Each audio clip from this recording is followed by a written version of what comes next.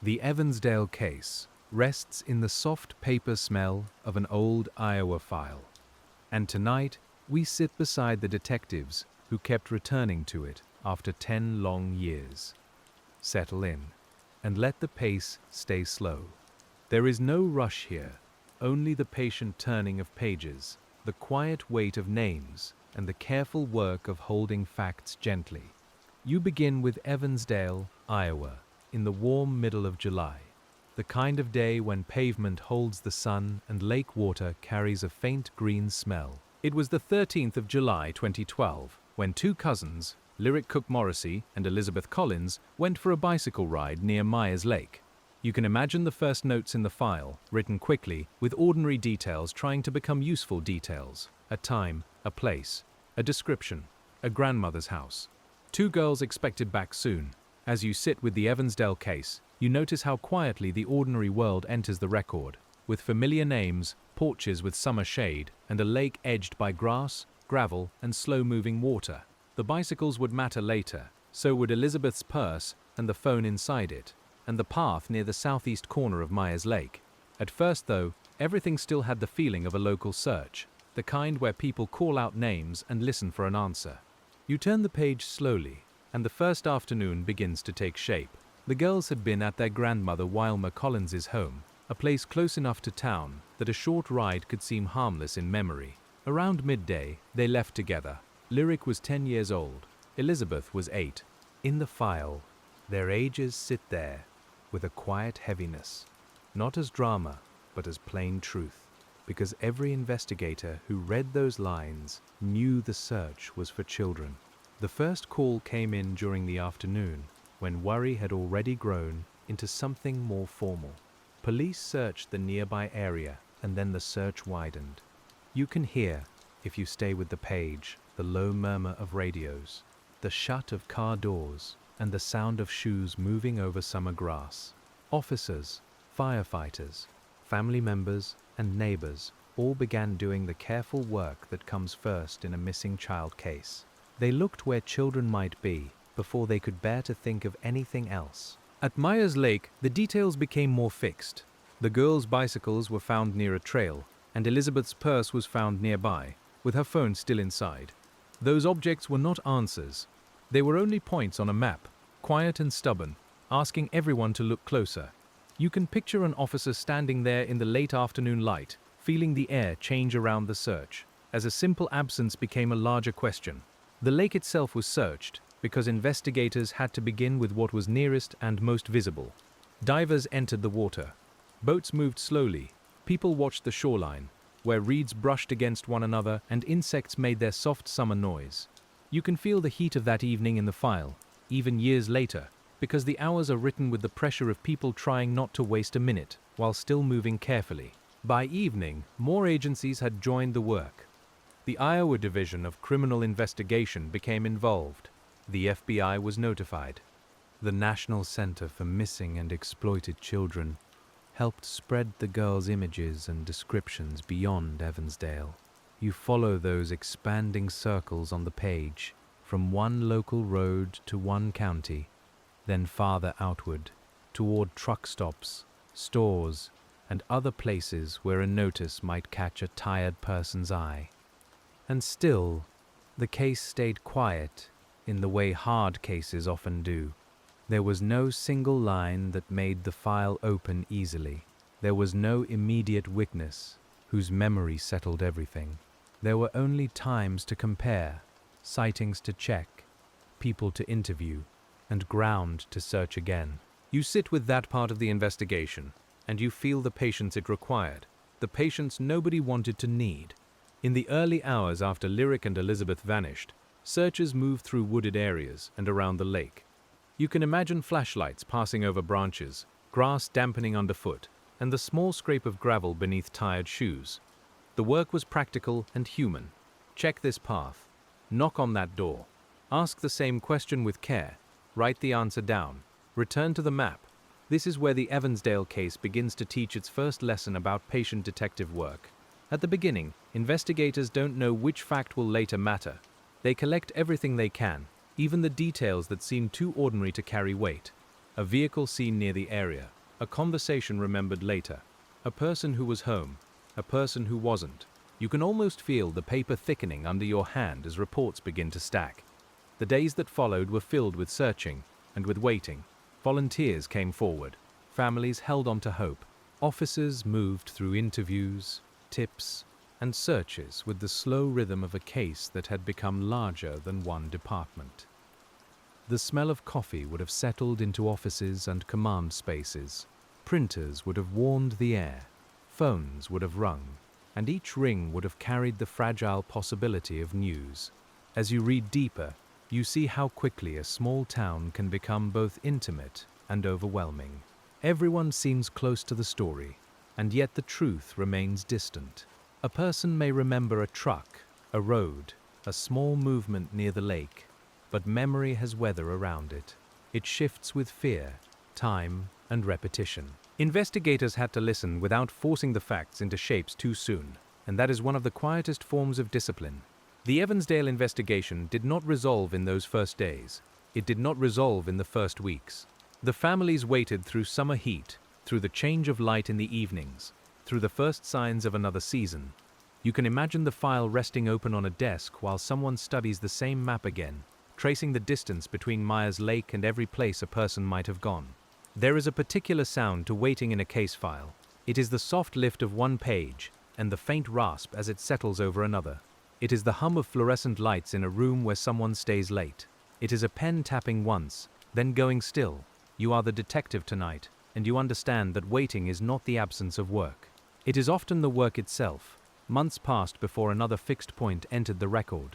On the 5th of December, 2012, hunters in the Seven Bridges Wildlife Area in Bremer County found remains that were later identified as Lyric and Elizabeth. The place was about 25 miles from Evansdale.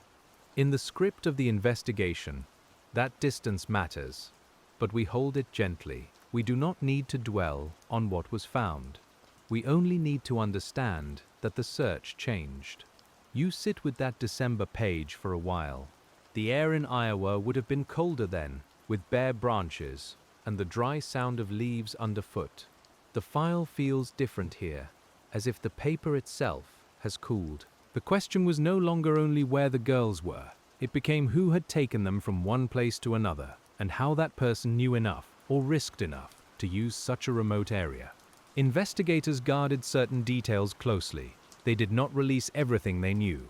That can feel difficult from the outside, especially for families who want every answer. But in a case like Evansdale, withheld details can become tools. You keep some facts quiet because only the responsible person, or someone very close to the truth, would know them. The file has public pages, and then it has pages that remain folded inward. By then, the Evansdale case had become part of a larger landscape of questions. Tips came in. Persons of interest were considered. Connections to other crimes were examined and re-examined. Some leads faded. Some stayed in folders, waiting for a future reason to be opened again. You can feel the years begin to gather here, not as a clean line, but as layers of paper, interviews, maps, and memory. One name that investigators and the public would discuss in later years was Michael Klunder, who was connected to another Iowa case in 2013. The comparison came because the cases involved young girls and rural areas, and because patient investigators must sometimes compare painful patterns. But comparison is not proof. You keep that distinction carefully in mind as you read. A resemblance can guide attention, but it cannot replace evidence. That is one of the calm lessons in old detective work. The file can suggest many paths, but only some paths can bear weight. A detective may have a feeling about a person, a place, or a timeline, and still need the slow, exacting support of records, witnesses, physical evidence, and corroboration. You sit with the frustration of that, because it is real. Knowing is not the same as proving. As the anniversaries passed, the Evansdale case remained active in the hands of law enforcement, even when the public heard little. That silence can be mistaken for stillness, but the two are not the same. A case may be reviewed without a press conference. A tip may be checked without a headline. A detective may reread an old interview in the quiet of an office. hearing one sentence differently after years have passed. You can imagine the storage boxes by then, their corners softened from handling. Inside them are printed reports, photographs, maps, tip sheets, and notes from people trying to help. Some pages may smell faintly of toner. Some may have creases from being carried between desks. There is a human touch to every file, because each sheet passed through someone's hands, and each hand belonged to a person hoping the next page might matter. After 10 years, the Evansdale case had not been solved in the public record. No one had been charged. No final answer had been announced. That is important to say calmly, because the truth of the case is not that it closed neatly after a decade, but that people kept working, kept asking, and kept holding the names of Lyric Cook Morrissey and Elizabeth Collins in the light. The patience is the story we can tell honestly. And so, when you hear the phrase, after 10 years, you can let it mean the long endurance of the investigation, not a tidy ending that did not come. 10 years meant boxes reopened. 10 years meant old tips reconsidered. 10 years meant families still waiting, detectives still careful, and a town still carrying the memory of a July afternoon near Myers Lake. The case did not give the answer people wanted, but it kept asking for one. You turn back now to the beginning, because old files often ask you to do that. The first hours can look different after the later years have passed over them. You return to the bicycles, the purse, the lake, the route from the grandmother's house, and the quiet space between the last known sighting and the first hard evidence. You place each detail on the table again, not to force it, but to see it clearly. The Evansdale case begins with movement, but the file asks for stillness. 2 girls leave on bicycles. A family expects them back. A community begins to search. The road, the lake, and the path become part of a record that many people would study for years.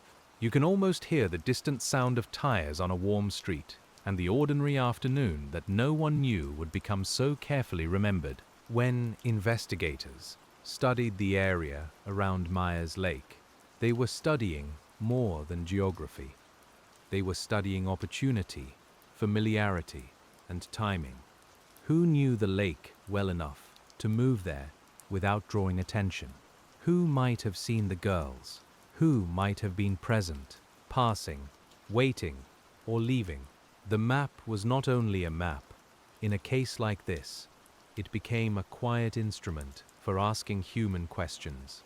You follow the shoreline with them in your mind. There is the texture of dirt near the trail, the thin sound of leaves in summer air, and the reflective surface of the water catching light.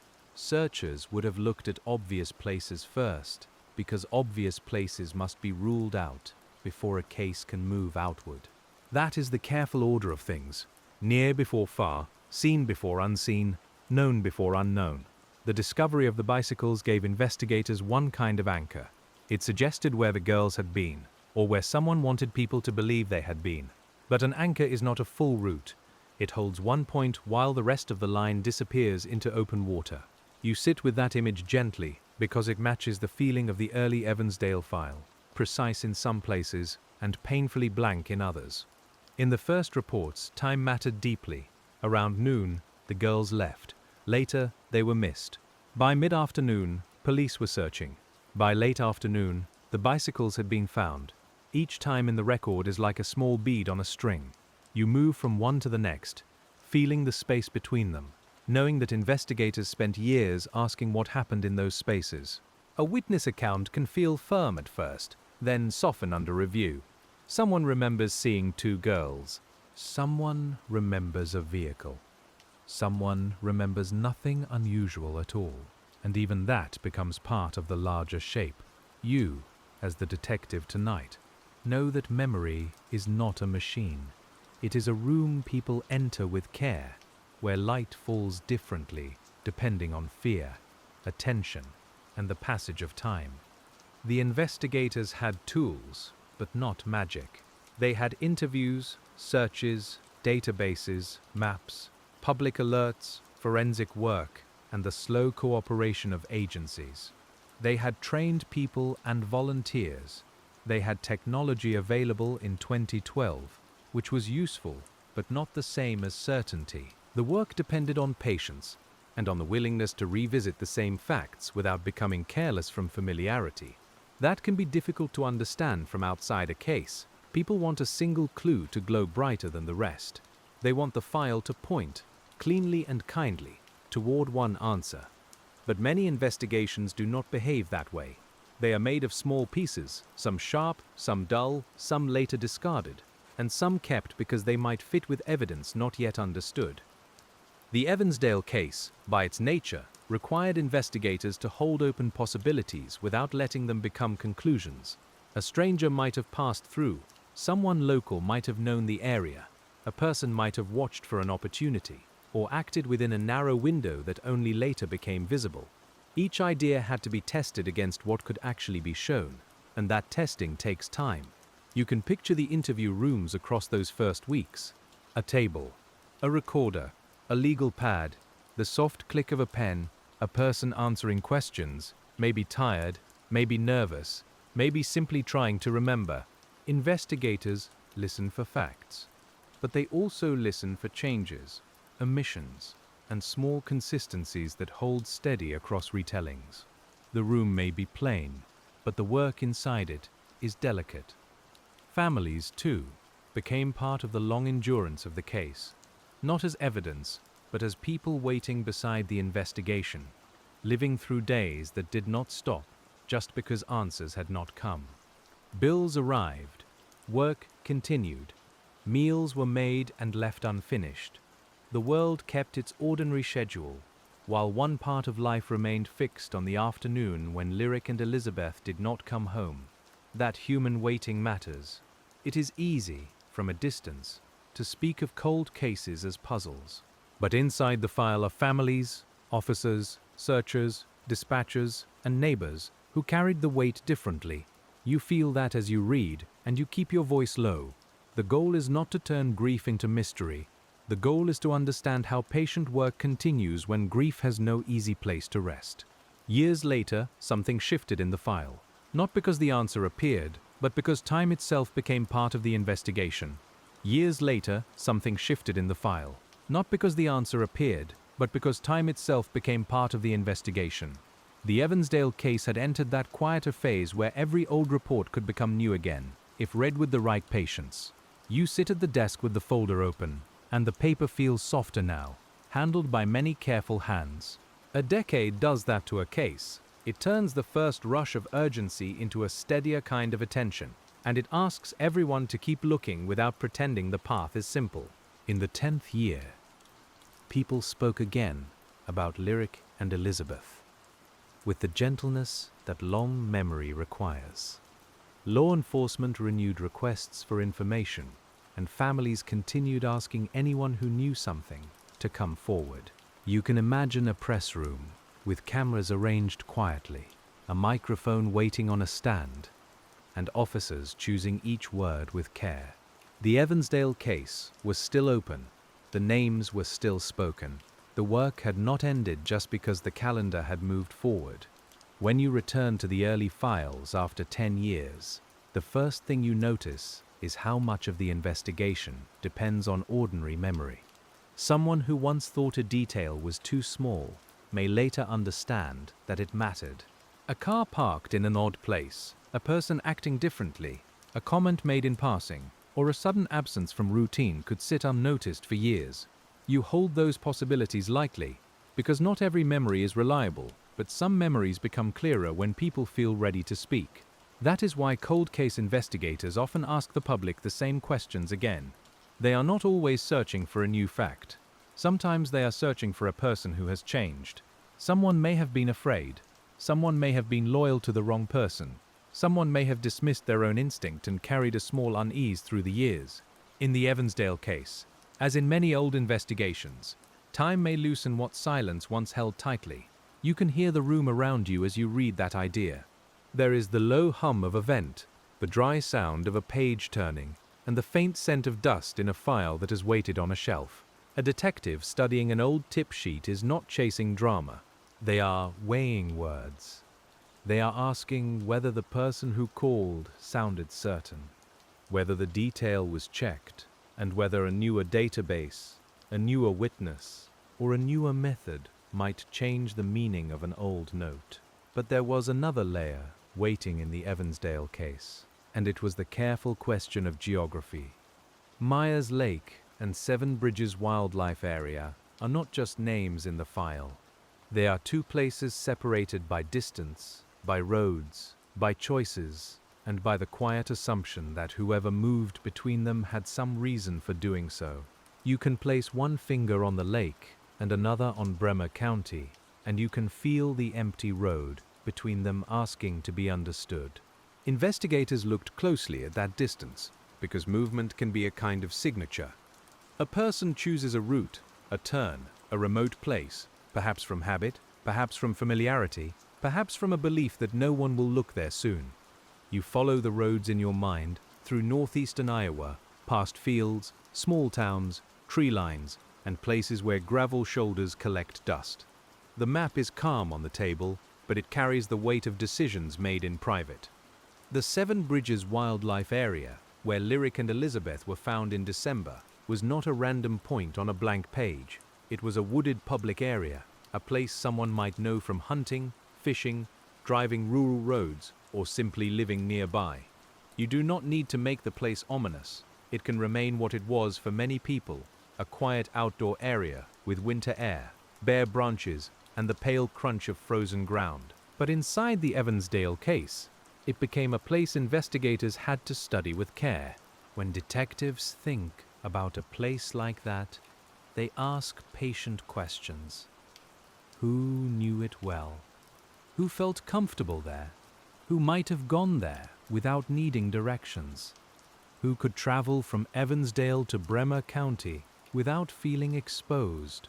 You can imagine the map marked with fine lines, not theatrical red string, but practical notes, route times, county boundaries, and names written in small, careful script.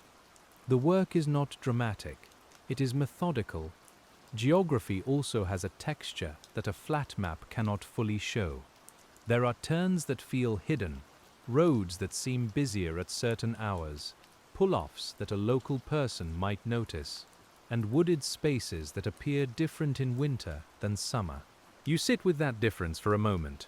In July, Myers Lake carried the smell of warm water and cut grass.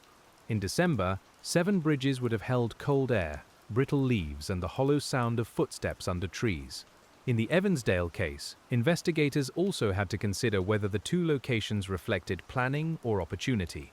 That distinction can be difficult, and you do not force it. Planning can look like confidence. Opportunity can look like speed. Familiarity can resemble both. So the file asks you to hold several possibilities at once, while still staying loyal to evidence. You keep your hand on the page and let the uncertainty remain where it belongs. The public often wants distance to explain a case. If a place is far enough away, it seems to suggest a stranger. If it is familiar enough, it seems to suggest someone nearby. But real investigations do not always divide so neatly. A person can live nearby and travel often. A stranger can know a place from work, family, recreation, or old habit. You can feel the caution in the Evansdale case, where every simple theory had to pass through the slow filter of proof.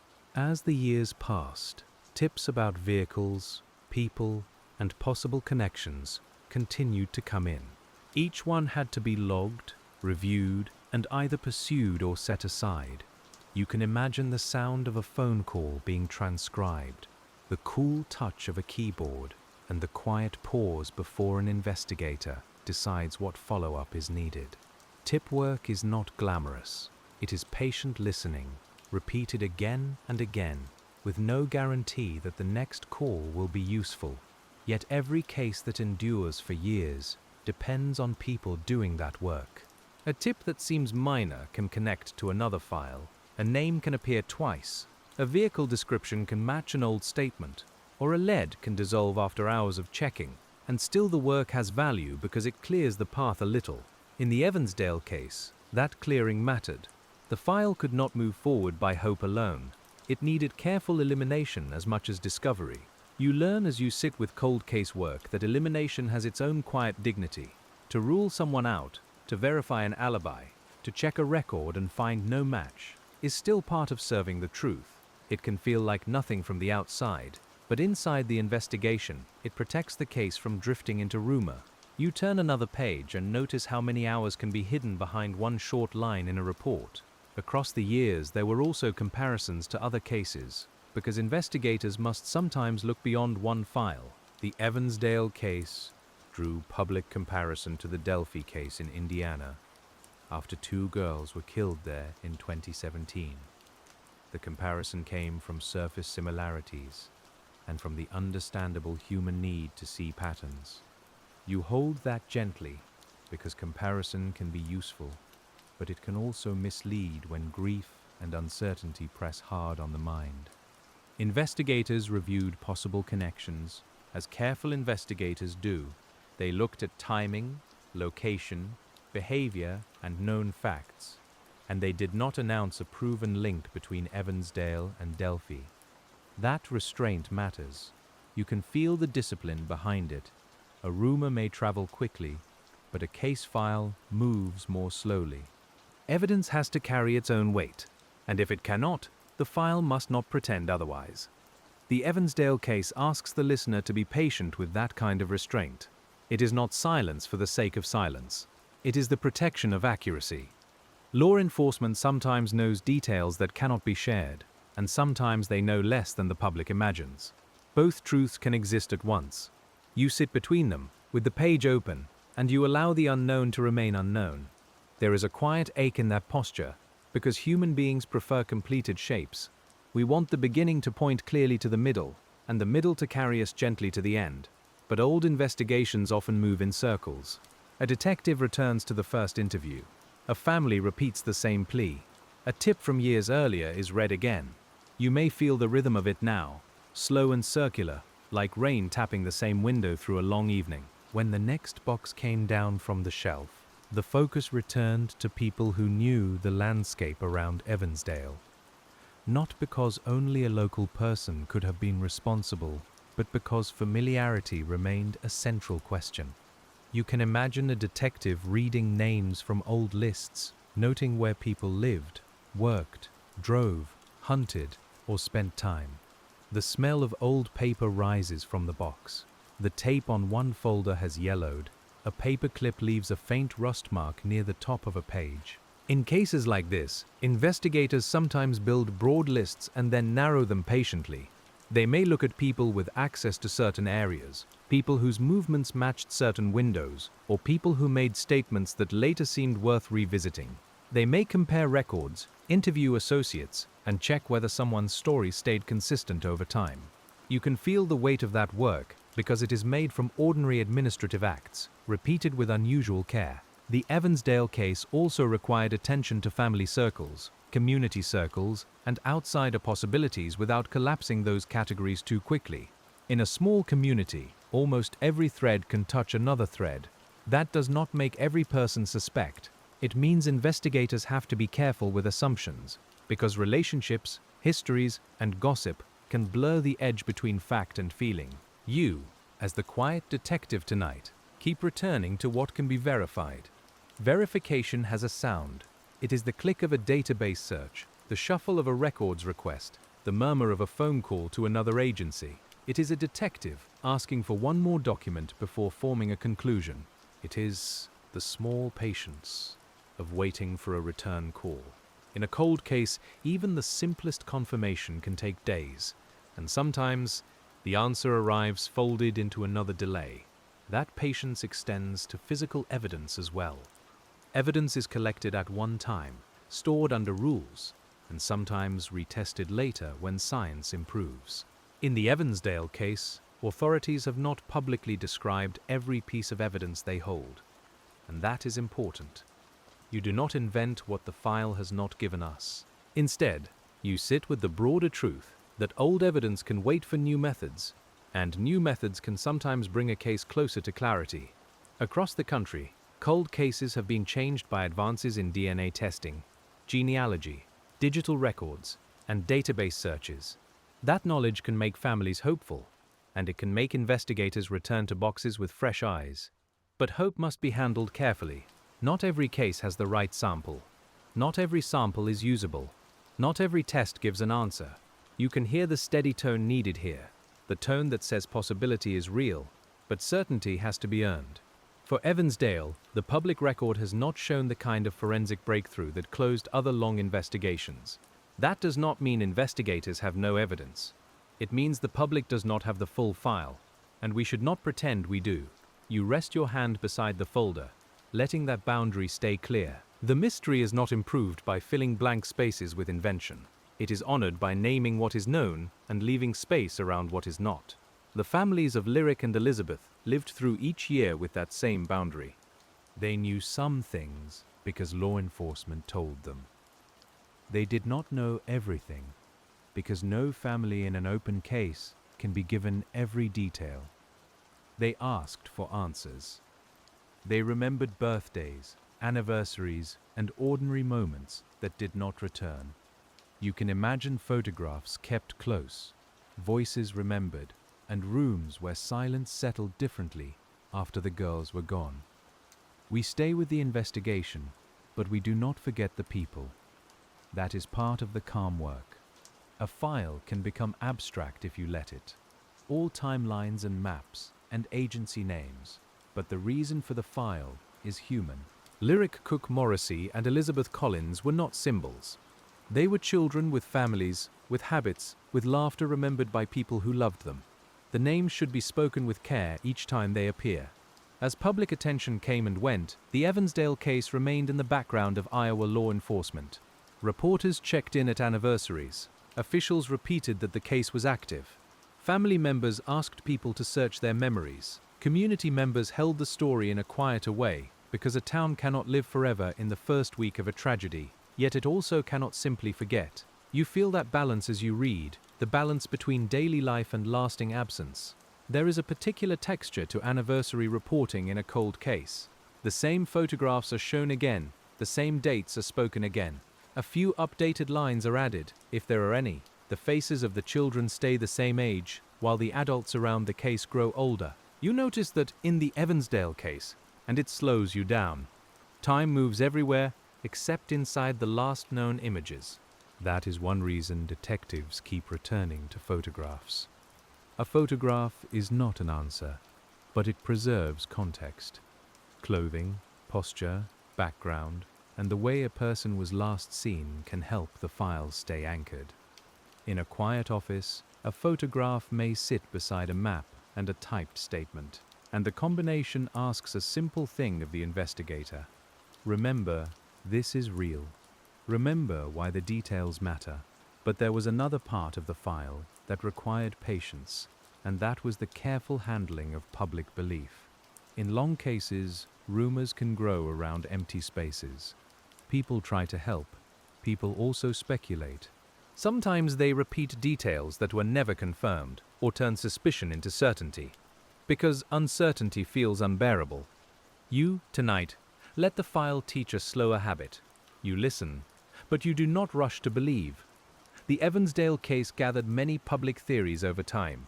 Some focused on nearby individuals, some looked toward strangers, some searched for links to other crimes, some imagined motives that were never proven. A detective cannot ignore public information, but neither can they let public pressure write the report. The work must remain disciplined, even when the room feels full of voices. You can picture an investigator opening a message sent years after the disappearance. The screen glows softly in a dim office. Outside, evening presses against the windows. The message may contain a rumor, a memory, or a theory shaped by a documentary or an old article. The investigator reads it anyway, because sometimes a useful fact arrives inside an imperfect account. Then they separate what can be checked from what cannot. That separation is one of the central crafts of patient detective work. A useful lead does not have to be beautifully written. It does not have to come from a person who understands the whole case. It only has to contain something that can be tested. A name, a date, a vehicle, a location, a change in behavior. In the Evansdale case, As in any open investigation, testable details are the quiet currency of progress. You may notice how little romance there is in this kind of work, and how much devotion. There are no sudden answers in most file rooms. There are only people returning to paper, sound, memory, and record. They check again. They compare again. They ask a question differently. They call a witness who may have moved away, remarried, forgotten, or finally become willing to speak. The passage of time is not only an enemy. Sometimes it becomes a tool. Time changes people. It loosens old relationships. It changes loyalties. It moves a witness out from under someone's influence. It turns a child witness into an adult who understands what they saw. It brings new investigators into a room where older assumptions can be tested. You can imagine the Evansdale file resting between generations of law enforcement, each person receiving it with the same quiet obligation. The obligation is not to solve the case by wanting it solved. The obligation is to keep the file honest. That may sound small, but it is not. An honest file preserves the difference between fact, inference, and rumor. It keeps statements in context. It protects evidence from contamination. It allows a future investigator to enter the room and understand what was known, what was tested, and what still remains open. In the Evansdale case, the known facts remain spare and heavy. Lyric and Elizabeth left their grandmother's home on the 13th of July, 2012. Their bicycles and Elizabeth's purse were found near Myers Lake. Months later, they were found in the Seven Bridges wildlife area. Law enforcement has continued to investigate, and no one has been publicly charged. You let those facts rest on the table without adding what is not there. There is a kind of quiet courage in admitting what the record cannot yet say. It may feel unsatisfying, especially when the title of a story promises resolution, but the truth deserves more respect than a neat shape. You can still tell the story of 10 years. You can tell the story of persistence, reviews, searches, public appeals, and careful restraint. The absence of a solved ending does not mean nothing happened. It means the work continued under a heavier sky. As you turn another page, you return to the first responders. They are sometimes forgotten in the long arc of a case, because later forensic questions and suspect theories draw more attention. But first responders preserve the earliest shape of the scene. They note where things were found. They speak to the first witnesses. They establish the first boundaries. In a case like Evansdale, those early acts become the foundation for every year that follows. You can imagine the heat of that July day on their uniforms, the radio clipped at the shoulder, the dry throat from asking the same questions, the effort to remain calm around a family entering the worst kind of uncertainty. First response is practical work, but it carries emotion beneath the surface. Officers are trained to act, and still they are human beings standing in a neighborhood where children are missing. The searchers, too, became part of the file's human landscape. Volunteers walked fields, checked ditches, moved through wooded areas, and looked where they were told to look. Some may have carried water bottles gone warm in the sun. Some may have brushed insects away from their faces. Some may have gone home exhausted, then returned the next day because the need was still there. You sit with their effort quietly. Searches require organization, and organization requires patience. Areas must be assigned. People must be tracked. False alarms must be handled. Items must be reported without being disturbed. In the Evansdale case, the scale of the search reflected both urgency and uncertainty. When a child is missing, every hour matters, yet every search must still be conducted in a way that preserves whatever may later become evidence. That tension is difficult. Hurry can help. Hurry can harm. The best investigators know how to move quickly without trampling the future of the case. You can feel that balance in the early Evansdale work, even if the public only saw the broad outline. Behind every public update, there were decisions about where to send people, which leads to prioritize and how to protect the integrity of what had already been found. When December brought the discovery in Bremer County, the investigation had to adjust again. A search for missing children became a homicide investigation. And with that change came different rules. different evidence questions, and a different emotional weight. We keep the language gentle. We do not need harsh details. We only need to know that the file grew colder to the touch, and the questions became more exacting. The Seven Bridges area would have been processed carefully. Investigators would have documented what could be documented, collected what could be collected, and protected what needed protection. You can imagine quiet voices under winter trees, the click of a camera, and the careful placement of markers. The scene was not a stage. It was a place where professionals had to do difficult work with steadiness and respect. From that point forward, the route between Evansdale and Seven Bridges mattered even more. Investigators considered how someone could have moved without drawing attention, what roads might have been used, and whether the location suggested personal knowledge. You trace the line again in your mind, and you feel how a rural landscape can both reveal and conceal. Open fields allow distance to be seen, trees and backroads allow privacy to gather. But there was one more detail in the broader investigation, and it was the role of silence. Silence can mean many things in a case. It can mean no one knows. It can mean someone knows but cannot speak. It can mean someone has spoken, but their information did not prove enough. It can mean law enforcement is holding details back. In the Evansdale case, silence became part of what families and investigators had to endure.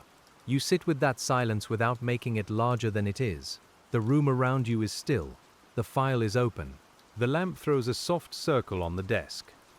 Somewhere in the imagined building, a door closes gently and footsteps pass down a hallway. This is the atmosphere of long investigation, not loud, not quick, but steady enough to keep a question alive. A cold case unit, when it reviews an old file, may begin by rebuilding the timeline from scratch.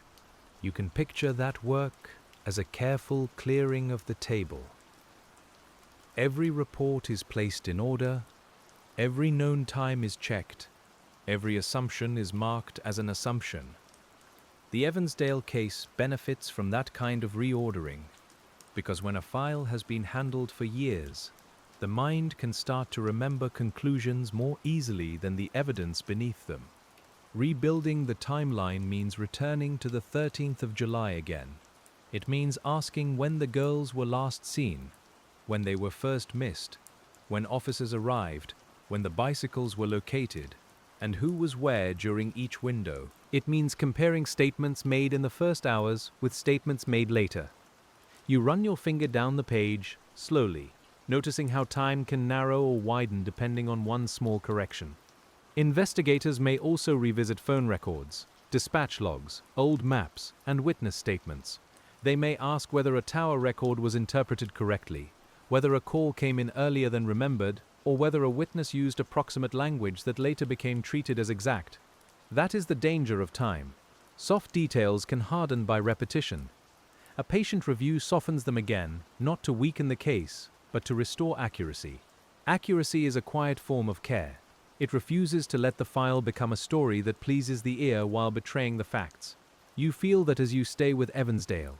The case does not need dramatic language. It needs clear language. It needs the names, dates, places, and uncertainties kept in their proper relationship, so that anyone who comes later can keep working from solid ground. There were, over the years, public statements from officials urging people to think back. They asked about unusual behavior, unexpected travel, statements made by someone close, or memories that had never been reported. You can imagine a person hearing such an appeal while washing dishes, driving home, or sitting alone after dark. A detail might rise slowly from the back of the mind.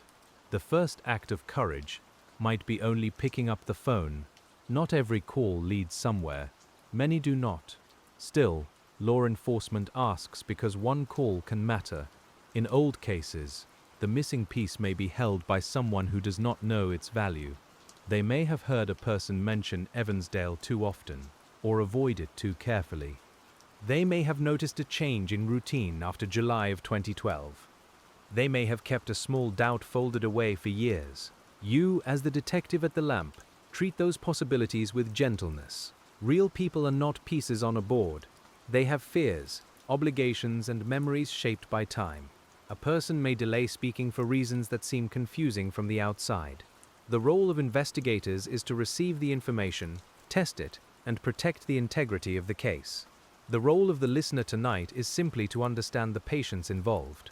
The Evansdale case also shows how a community can hold two truths at once. People can continue living, working, going to school, and marking holidays, while still carrying a question that never fully leaves. Myers Lake remains a place on the map. Roads remain roads. Seasons continue. And yet for those who remember, certain places hold a second layer, a quiet memory beneath ordinary use. You can almost feel the town in changing weather. Summer humidity on porch railings. Autumn leaves collecting near curbs. Winter air against a car windshield. Spring rain darkening the pavement near the lake. Through all of it, the file stays open somewhere, and that matters. An open file is a promise that official memory has not closed its eyes. Across those years, investigators also had to consider the limits of public pressure. Attention can bring tips, but it can also bring noise. A case discussed widely online may attract people who want to help, people who want to be close to a mystery, and people who repeat unverified claims. Sorting those streams requires calm discipline. You can imagine a detective reading a long online theory, then returning to the actual evidence with a quiet breath. That return is essential. The evidence does not become more complete because a theory is persuasive. A theory must bend toward the evidence, not the other way around. In the Evansdale case, the known public facts leave many possibilities open, and that openness can be uncomfortable.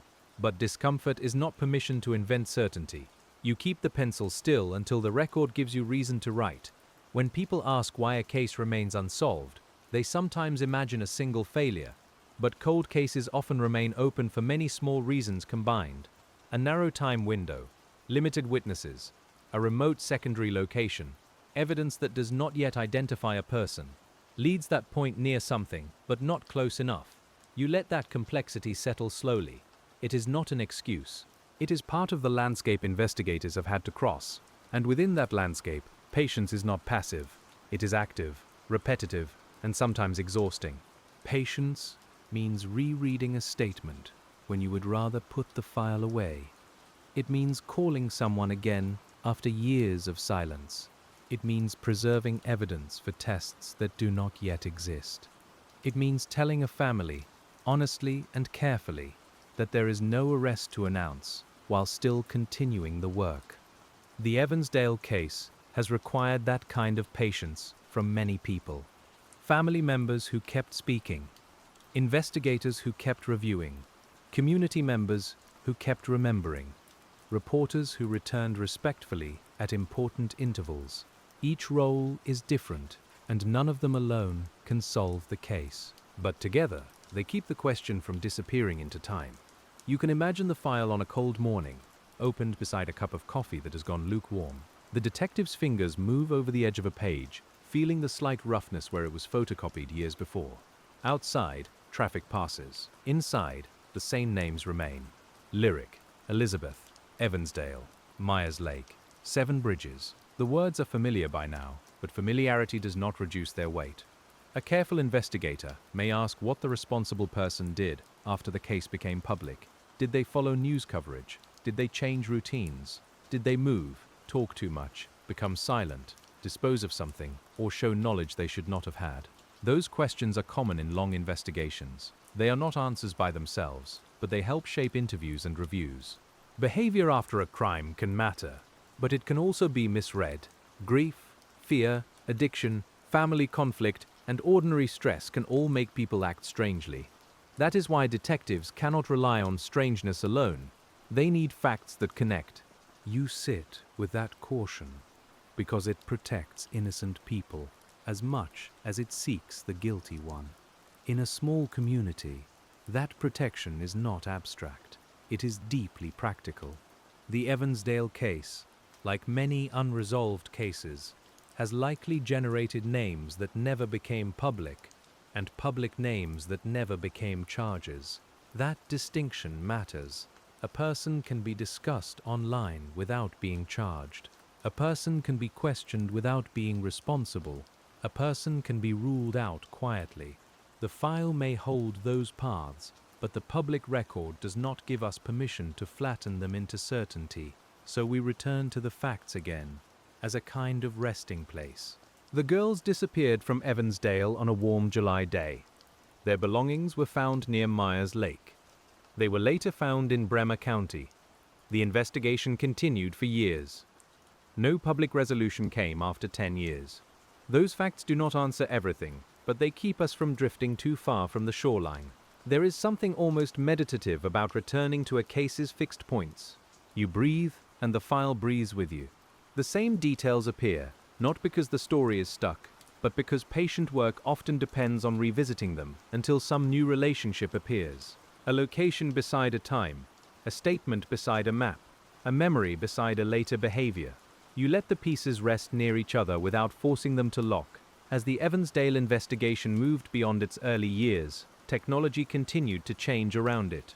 Databases improved. Digital mapping became easier. Genetic genealogy transformed some cold cases elsewhere. Social media made public appeals travel farther and faster. But technology, powerful as it can be, still needs usable evidence and careful human interpretation. You can feel the old and new methods meeting across the desk. An investigator may sit with a decades-old file and a modern computer screen at the same time. On one side, paper soft with age. On the other, search tools, records, and databases that did not exist when the first reports were typed. The combination can be hopeful, but it is still slow. A result must be checked. A match must be confirmed. A lead must be investigated in the physical world, where doors still need knocking and people still need asking. For Evansdale, public appeals have often emphasized that someone may know something. That phrase can sound simple, but it is heavy. Someone may know because they saw something. Someone may know because they were told. Someone may know because they noticed a change and never understood it. You hold the phrase gently because it suggests that the answer may not be hidden in a lab, but in a human memory. Memory has its own weather. It can be foggy at first, then suddenly clear around one object or sound. A person may forget a date but remember the smell of gasoline, the color of a vehicle, or the way someone's voice changed when Evansdale was mentioned. Investigators know this. They ask open questions. They let silence sit in the room. They allow a witness to arrive at a detail without being led there. You can imagine such an interview years later. The room is warmer than expected. A recorder rests near the center of the table. The witness turns a paper cup in both hands. Outside, a hallway light flickers softly. The investigator's voice stays calm because pressure can distort memory. The goal is not to pull the story from someone. The goal is to let what is true come forward cleanly.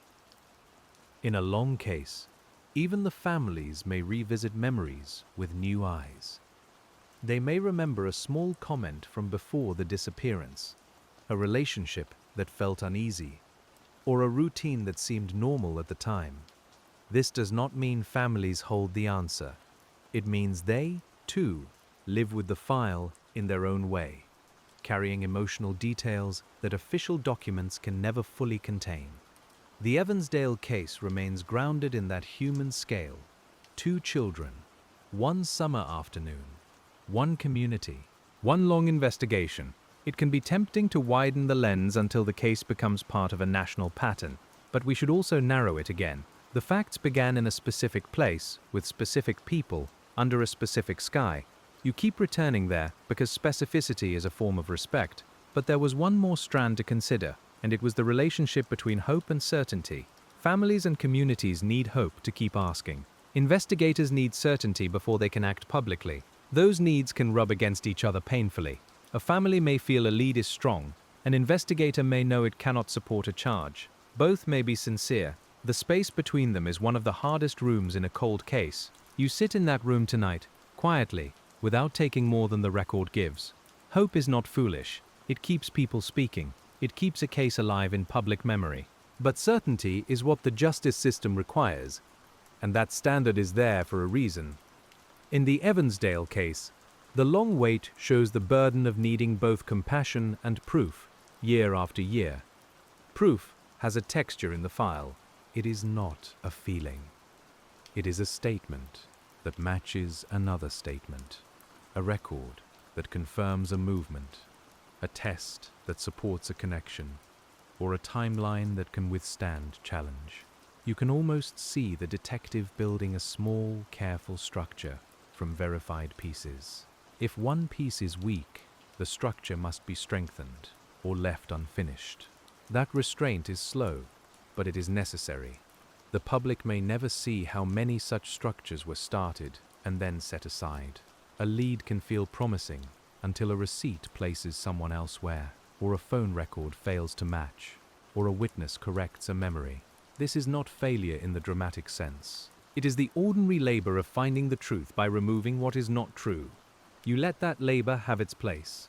At times, the Evansdale case has been described alongside other unsolved or long-running investigations because people search for meaning in comparison. The mind wants a pattern. It wants to know whether the same person could be responsible for more than one case, whether a road connects more than towns, whether a habit repeated itself. Investigators may ask those questions too, but they must answer them with evidence, not resemblance. Resemblance can be gentle and misleading. Two cases may involve similar ages, similar settings, or similar public fear, and still be unrelated.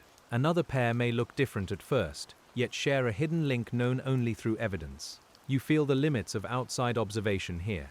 From the desk, with only public records, we can understand why comparisons were made, but we cannot declare what the full file does not show.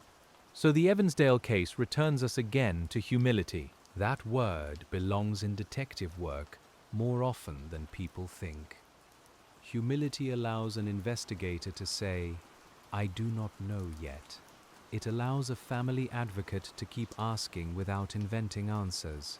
It allows a listener to sit with an unresolved story and not demand that it become cleaner than life. You breathe with that humility, and the pace slows again. A decade after the disappearance, the file would have contained far more than the public could easily imagine. Reports from searchers, interviews, tip logs, forensic submissions, press statements, maps, photographs, notes from meetings between agencies. You can picture the archive room where some of this material might rest, cool and dry, with boxes labeled plainly, each one holding hours of other people's work. There is a smell to such rooms, a mix of cardboard, toner, dust, and old air. The shelves have a dull metal sound if brushed by a sleeve. Labels curl slightly at the corners. A detective lifting a box feels not only its weight, but the weight of everything still unresolved inside it. You, tonight, stand beside that detective in imagination, not as a spectator seeking excitement, but as someone willing to help carry the quiet. The first box might hold the initial reports. The second might hold search documentation. Another might hold tips arranged by date or category. Some pages are heavily marked, others are clean, because they were read, checked, and found to lead nowhere. Even the clean pages matter. They show that someone looked. They show that a possibility was not ignored. In an old case, thoroughness is a kind of mercy. The Evansdale case also shows how rural and small city investigations can become national without losing their local roots. National agencies can bring resources, databases, and experience. Local investigators bring knowledge of roads, families, habits, and subtle community rhythms. Both kinds of knowledge matter. You can imagine a table where maps of Iowa sit beside federal forms, and where every person in the room is trying to speak the same careful language. That cooperation is not always visible from the outside. A public update may be brief, but behind it there may be meetings, calls, evidence reviews, and requests moving between agencies. The file travels in pieces. A lab report returns. A specialist reviews a behavior pattern. A local officer follows a lead that came from far away. Slowly, the work gathers and separates, like threads being combed by hand. When nothing public changes, people may assume nothing is happening. You know better now. A case can be active in a way that produces no headline. Investigators may be waiting for a test, reviewing a lead that cannot be discussed, or preserving a strategy. Families may hear only that the work continues. That can be painful, but it can also be the only honest answer available. Honesty matters especially in the Evansdale case, because the public story has often been filled with longing for resolution. It would be easy to shape that longing into a false ending, to say the 10-year mark solved what it did not solve. But a bedtime retelling can be gentle without being untrue. We can let the decades stand for perseverance instead. We can let the unsolved status remain visible, and still sit with the patient work done across those years. You turn back to the public appeals and notice their steady language. Officials asked for information. They reminded people that even small details could matter. They did not ask the public to solve the case by rumor. They asked for help in bringing verifiable facts forward.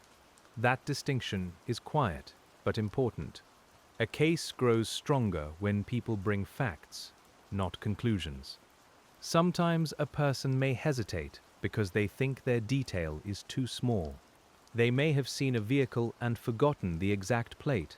They may remember a conversation but not the date. They may know only that someone behaved differently after the disappearance. Investigators can decide whether it matters. The person's task is only to speak truthfully. You feel the gentleness of that invitation, still open after years. The Evansdale file, like many long files, must also contain disappointment. Leads that seemed promising, searches that produced nothing useful, names that rose, then faded, tests that did not answer the question asked of them. Disappointment can leave marks on investigators, though professional language often hides that. You can imagine someone closing a folder at midnight, sitting for a moment, then placing it back on the stack because the work is not done. That image is part of the story too. Patient detective work is not a straight walk towards certainty. It is a series of returns. Return to the timeline. Return to the map. Return to the witness. Return to the evidence. Return to the family with care. You may feel the rhythm becoming familiar now, and that is right. Old cases are often held together by repetition, and repetition can be both wearying and faithful. As years accumulated, younger people in Evansdale grew up knowing the case as part of local memory. Some were too young to remember the day itself, but they heard the names. Others remembered the search, the posters, or the sudden seriousness in adult voices. Community memory works that way. It passes through kitchens, schools, churches, offices, and quiet conversations after the news has moved on. You can imagine someone driving past Myers Lake years later, the water calm, the sky pale, the road ordinary again. They may not stop. They may only glance over, and the memory passes through them briefly. A place can hold ordinary life and sorrow at the same time. The file understands that, even if it says it only in maps and reports. For investigators, returning to a place years later can be useful, though the landscape changes. Trees grow, signs are replaced, roads are repaired, businesses open or close. The light may fall differently because a branch is gone or a building has changed, but walking the ground can still help. It can remind a detective of distances, sightlines, and the physical reality behind typed descriptions. The Evansdale case is rooted in places that can be walked, measured, and revisited. That matters. A map may show distance, but the body understands effort, how long to move from one point to another, what can be seen from the road, where a vehicle might pause, how sound carries near water or through trees. You let those questions remain practical, not dramatic, because practical questions are often the ones that matter most. A detective revisiting Myers Lake might notice the texture of gravel near a path, the openness of certain areas, or the way summer activity changes by time of day. They might consider whether a person would risk being seen, or whether the timing made that risk smaller. They might stand quietly and listen to the place. Not because the place can speak, but because memory sometimes needs the body to return before the mind can see clearly. The Seven Bridges area would offer different questions. It is more remote, more wooded, and connected to different kinds of local familiarity. A person might know it through recreation, work, or years of driving the region. Investigators would ask who had reason to be comfortable there. You can picture them moving through records, licenses, interviews, and past addresses, each small fact placed against the larger geography. But there was one more bridge between these places, and it was not a road. It was the unknown person who connected them. That is the center of the Evansdale case.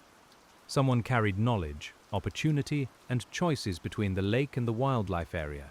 The file asks who that person was, but it also asks how they moved through the world afterward, whether they were noticed, and whether anyone close to them carried suspicion in silence. Those questions are difficult, and they must remain careful. Suspicion can harm when it floats without evidence, but silence can also protect the wrong person when people are too afraid to speak. Investigators live in that tension. They ask for information while warning against rumor. They listen widely while proving narrowly. You tonight hold that same balance as softly as you can. The Evansdale case has not faded because the questions are still answerable in principle. Someone may still know. Some evidence may still yield more. Some old lead may still connect to a new fact. The file is not a relic. It is a working document, even if parts of it have waited for years. You can feel the difference between a closed book and an open folder. This is still an open folder. The sound of that open folder is quiet. It is paper sliding under paper. It is a chair moving slightly on a worn floor. It is the low breath of someone reading slowly. The room is not urgent now, but it is attentive. Outside, the world has moved through many seasons since 2012, and inside the file, that July afternoon remains carefully preserved. When you sit with a case this long, you begin to understand that justice work is often measured in endurance. It is measured by whether the evidence was stored properly, whether the notes were clear enough for the next investigator, whether families were treated with respect, and whether the truth was not bent for convenience. A case may remain unsolved, and still the work around it can be honorable. That does not soften the loss, and it does not replace answers. It only helps us see the people who kept working in the absence of them. In Evansdale, the decade after Lyric and Elizabeth disappeared was not empty. It was filled with searches, reviews, appeals, interviews, and the quiet refusal to let the file disappear. You sit with that refusal, and you understand it as a form of care. A refusal can be quiet. It does not need raised voices. It may look like opening the same folder on a weekday morning. It may look like updating a lead spreadsheet. It may look like calling a retired officer to ask about an old note. It may look like a family member speaking a name again when the date comes around. In long investigations, such acts hold the line against forgetting. The Evansdale case remains a reminder that the public often sees only a thin slice of patient detective work. We see the press conference, the anniversary article, the official statement, or the request for tips. We do not see all the quiet hours between them. We do not see the careful reading, the private doubt, the cautious hope, or the old evidence handled with gloved hands under clean light. You can imagine that light now, bright but soft, over a table where an evidence envelope is examined. The paper has a slight stiffness. The label is written in practical language. The person handling it moves slowly because chain of custody matters. The past is not just remembered here. It is preserved, and preservation is one of the ways a case waits for its future. In some cold cases, the future arrives through a confession, a witness, a forensic match, or a chance discovery. In others, it arrives through gradual pressure when many small pieces finally gather enough weight. The Evansdale case has not publicly reached that moment, but investigators prepare for such moments by keeping the file ready, keeping evidence usable, and keeping the public path for tips open. That readiness may not satisfy the heart, but it matters. A file that is kept ready can respond when something changes. A detective who knows the old details can recognize a new one. A family who continues to speak can reach someone who was not ready before. You let those forms of readiness settle into the room, quiet as folded paper. As you continue reading, the names of agencies appear again: local police, county authorities, the Iowa Division of Criminal Investigation, federal assistance, Each name represents people, policies, tools, and limits. None is a magic door. Each is part of a patient structure built to keep asking. The Evansdale case moved through that structure, sometimes publicly, often quietly, always under the burden of needing proof. Proof must be strong enough to stand in court, not only strong enough to satisfy public suspicion. That distinction can feel cold, but it protects the meaning of accountability. An arrest without sufficient evidence can fail, and a failed case can deepen harm. So investigators wait until the file can bear the weight. You may feel how heavy that burden is, especially when families have already waited so long. The word solved is smaller than people think. It can mean an arrest. It can mean a conviction. It can mean a confirmed identity. It can mean a public explanation that answers enough to close the file. In the Evansdale case, that word has not been earned in the public record. The honest story after 10 years is not a solution. It is persistence beside absence. And persistence has its own narrative, if we are willing to hear it. It begins at the lake, moves through the search, crosses to 7 bridges, and then enters the long years of review. It passes through interview rooms, evidence storage, family statements, and community memory. It is not a story of revelation. It is a story of people continuing to work when revelation did not come. You can sit with that kind of story at night, because it does not demand that you solve what professionals have not solved. It asks only that you look carefully, remember gently, and understand the labor behind an open case. The file rests under the lamp. The pages do not shout. They simply wait for the next careful hand. When investigators reread an old witness statement, they may notice a phrase that seemed unimportant before. Perhaps someone said they usually saw a vehicle in one place, but not that day. Perhaps a person mentioned a routine that changed later. Perhaps a detail aligns with another tip that came in years afterward. This is how old information can become new, not by changing, but by being placed beside something else. The Evansdale case would have required that kind of cross-reading again and again. Tip against timeline. Timeline against geography. Geography against known habits. Known habits against later behavior. Each comparison takes time, and most do not produce a breakthrough. But a patient investigator accepts that. The work is not efficient in the way a machine is efficient.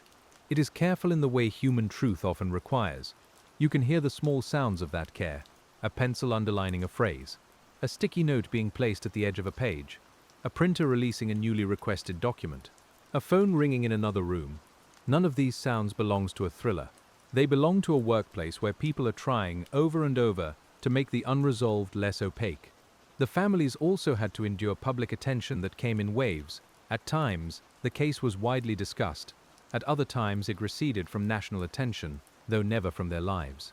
That unevenness can be painful. The world remembers in cycles, but families remember continuously. You keep that in mind as you sit with the Evansdale file, because the file is not the whole story of their waiting. There may be days when a family member wants to speak, and days when speaking is too much. There may be anniversaries that feel public and private at the same time. There may be hope when investigators call, followed by the familiar quiet when no announcement comes. You do not intrude on that grief. You only acknowledge that long investigations are lived by families in ways no report can fully contain. In the public record, officials have often emphasized that the case remains active. That phrase can sound routine, but it carries meaning. Active means the door has not closed. Active means information is still welcome. Active means evidence and leads have not been abandoned. You let the word settle. It is not the same as solved, but it is not nothing. When you imagine the file at the 10-year mark, you might see 2 different kinds of time on the desk. One is chronological time, measured by dates, anniversaries, and years. The other is investigative time, measured by what has been learned, tested, ruled out, preserved, and reopened. These forms of time do not move at the same pace. The calendar may run ahead while the investigation waits for one missing fact. That missing fact could be very small: a name attached to a vehicle, a corrected memory, a piece of evidence that can finally be interpreted, a person willing to say what they were once afraid to say. In the Evansdale case, as in many cold cases, the missing piece may be simple only after it is found. Before that, it is hidden among thousands of ordinary details. You can imagine sorting those details as if they were small cards spread across a table. Each card has a word, a time, a road, a name, or a report number. Most cards do not touch. Some seem to touch, then drift apart when checked. A few remain close enough to keep. The detective's task is not to make a pleasing pattern. The task is to wait for the real pattern to show itself. But waiting does not mean staring. It means testing. It means asking whether a person had access, whether a route made sense, whether a statement changed, whether a forensic possibility remains. It means going back to the same question with new tools and an older mind. You can feel that maturity in a 10-year review. The urgency is still there, but it has learned to sit still. The Evansdale case invites that stillness because the answer has not come from noise. Noise has surrounded the case at times, as it surrounds most public mysteries. But the enduring work is quieter. It lives in evidence rooms, agency meetings, family conversations, and the memory of people who may one day decide that the small thing they know is worth sharing. As you sit beside the lamp, you may notice how the language of the file changes across time. Early reports are immediate, focused on action and search. Later reports become more analytical, comparing leads and revisiting past work. Anniversary statements become public reminders. Each kind of writing has a different rhythm, but all of them belong to the same long effort. There is comfort, in a strange and modest way, in seeing that effort continue. It does not erase sorrow. It does not give the families what they deserve, but it shows that the case has not been left unattended. A file can be quiet without being forgotten. A detective can be patient without being resigned. Those differences matter in Evansdale, and they matter in every cold case held with care. The next page brings you back again to July. That is how this file moves. Forward into the years, then back to the beginning. You return to the grandmother's home, to the bicycles, to the path near Myers Lake. You let the warm air settle around the scene, not to recreate fear, but to understand context. Summer afternoons are full of ordinary movement, and ordinary movement can make unusual movement harder to see. People come and go. Cars pass. Children ride bikes. Adults run errands. Someone notices something and later cannot place the time. Someone else notices nothing and wonders if that means they failed. You hold those human imperfections gently. Witnesses are not cameras. They are people living their own lives until the moment a question turns an ordinary memory into evidence. That transformation can be unsettling. A person may replay a simple errand for years, wondering whether they missed something. They may remember the heat, a vehicle, a figure, a sound near the lake, and still not know whether it matters. Investigators must receive such memories without making the witness carry more than they should. The responsibility belongs to the case, not to hindsight alone. In the Evansdale investigation, every witness account had to be weighed against time and place.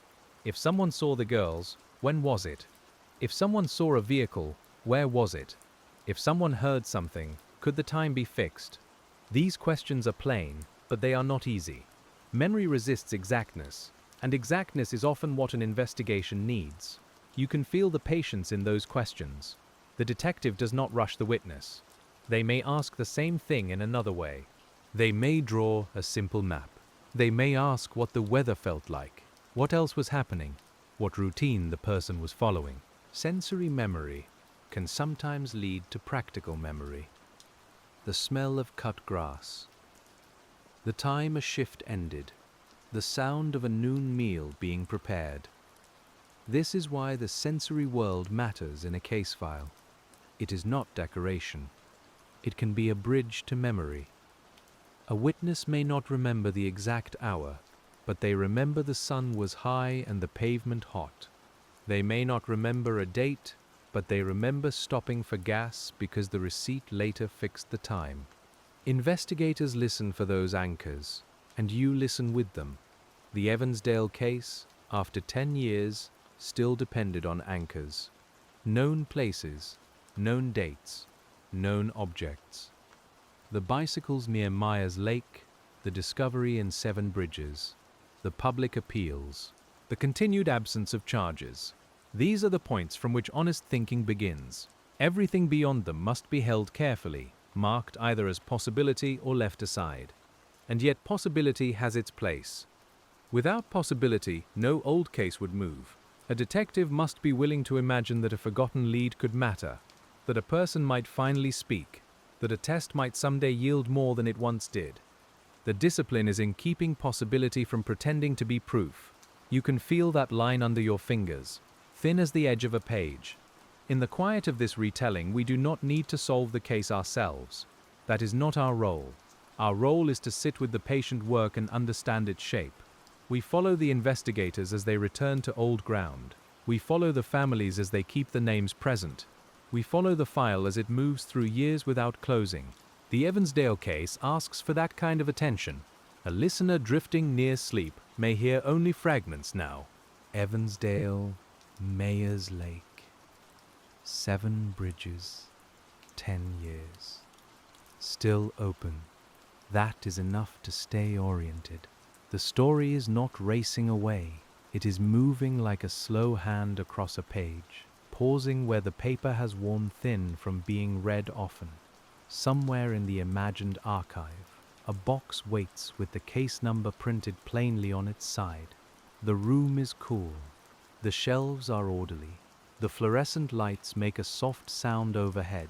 A detective lifts the lid and sees the familiar folders inside. There is no ceremony. There is only the continuation of work that began when 2 girls did not come home on a July afternoon. When the folder opens again, the first page may still carry the earliest urgency. Missing juveniles. Last known location. Items found. Search initiated. You can feel how official language tries to hold panic at a distance, because panic cannot organize a search. The words are plain for a reason. They allow people to act. They create a record that can survive the emotional storm around it. That record has survived. It has moved through more than one season, more than one year, more than one wave of public attention. It has been handled by people who were there at the beginning, and by people who came to it later. The Evansdale case, in that sense, belongs to time now, but not to the past alone. It remains present wherever the file is opened. As you keep reading, you may notice that some questions become softer with repetition, while others grow sharper. Who saw the girls last? Who knew the area? Who had access to both locations? Who changed after the case became public? Who has stayed silent? These questions are not shouted. They are placed carefully on the table, one at a time, because the investigation has room only for what can be tested. The room is quiet enough now that you can hear the page settle. A pen rolls slightly against a notebook.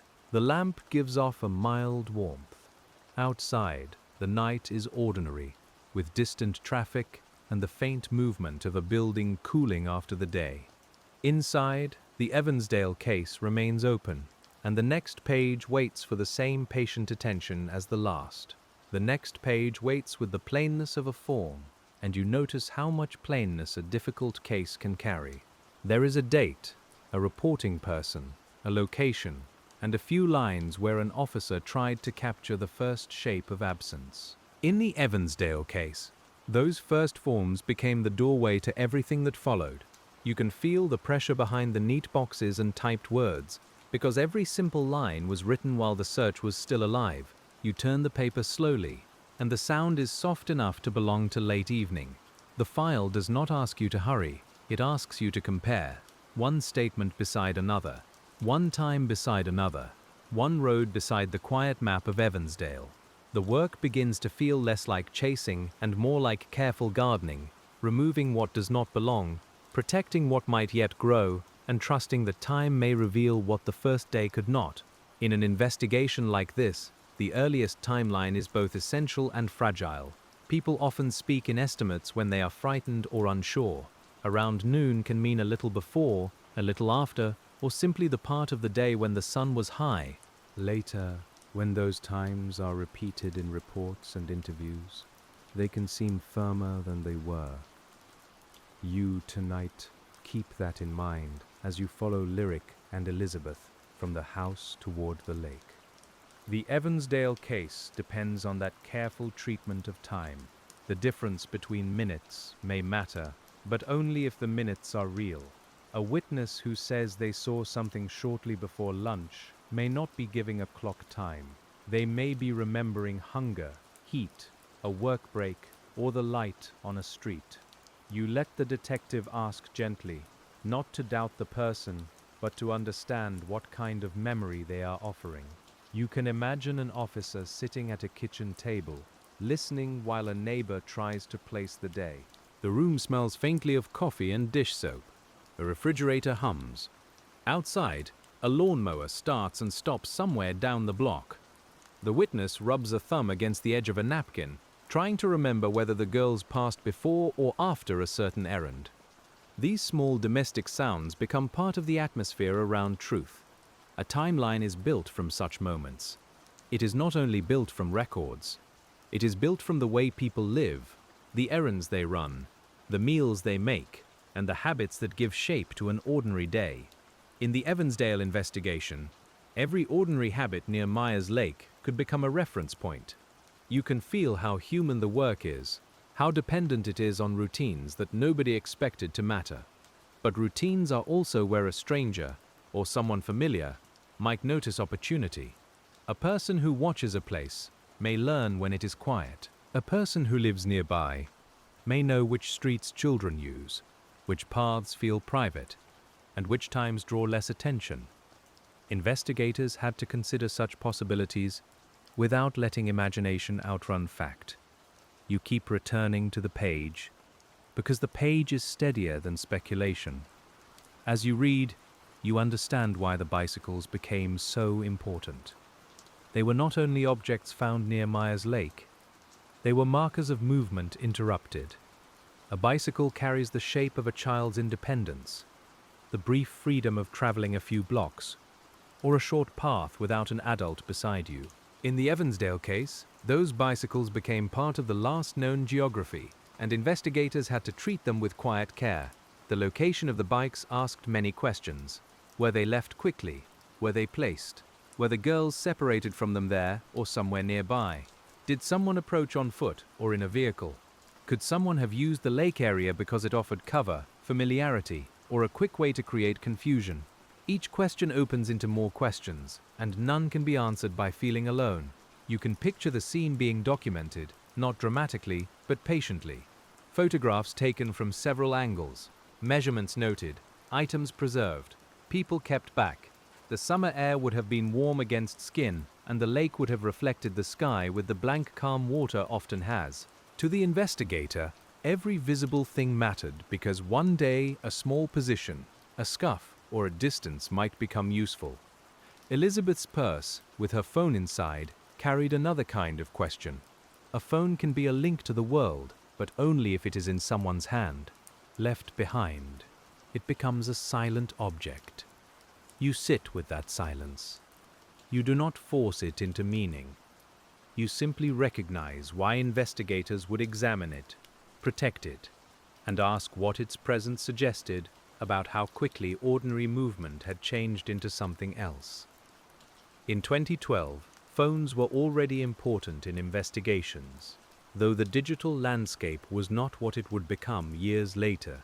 Records could help establish calls, pings, contacts, and timing, depending on the device and service. But a phone left behind also creates limits. It may tell investigators what did not happen after a certain point. It may offer less than people hope. You learn to accept that evidence can be valuable and incomplete at the same time. The Evansdale case, viewed through that phone and those bicycles, holds the feeling of a scene that gave investigators anchors, but not the full route. That is often how cases begin. An object says, "Start here." Another object says, "Look nearby." But neither object says who, or why, or how far the truth has already moved away. You trace that boundary with your eyes. and you understand the weight of the unknown. Across town, the search continued in the hearts of people who did not need every detail to help. They only needed to know 2 children were missing. Volunteers gathered, search areas were assigned, people checked places that were uncomfortable, overgrown, muddy, or easy to miss. The sound of branches scraping sleeves, the damp smell of shaded ground, and the pressure of heat all became part of the first days. Search work can feel repetitive, but repetition is necessary. Look under, look behind, look again. Mark the area. Report anything unusual. Keep moving. You can imagine a volunteer pausing to drink warm water from a plastic bottle, then stepping back into the grass because the assigned area was not finished. In the Evansdale case, the community search was an expression of fear, love, and civic duty all at once. Investigators had to manage that help carefully. Too many people in the wrong place can disturb evidence. Too few people can leave areas unchecked. Search coordinators must balance urgency with control, which is not easy when everyone wants to do something. You can hear the calm instructions being repeated, the clipboard pages turning, and the radio voices passing practical information from one person to another. As the search widened, the public story widened too. Alerts went out, posters circulated, news crews arrived, the girls' photographs became familiar beyond the streets where they lived. In that widening, the Evansdale case crossed from local emergency into regional and national concern. You can imagine families seeing the images on television, in newspapers, or online, and saying the names softly in rooms far from Iowa. That kind of public spread can help, but it changes the texture of a case. More attention means more tips. More tips mean more sorting. Some people call because they sincerely think they saw something. Others call with fears, guesses, or mistaken sightings. Investigators must receive each piece without becoming overwhelmed by volume. You can feel how quickly a file thickens when the whole public is invited to remember. Tip lines have their own quiet rhythm. A phone rings. A person gives a name, or does not. A detail is typed. A question is asked for clarification. The call ends, and the information enters the long stream of things to be checked. Somewhere, an investigator marks urgency, location, or possible relevance. Most tips do not solve a case, but one honest detail can justify hundreds of hours spent listening. The Evansdale investigation required that willingness to listen, not once, not for a week, but for years. A tip from another state might have to be forwarded and checked. A possible sighting might require travel records, surveillance review, or interviews. A name might appear in a database.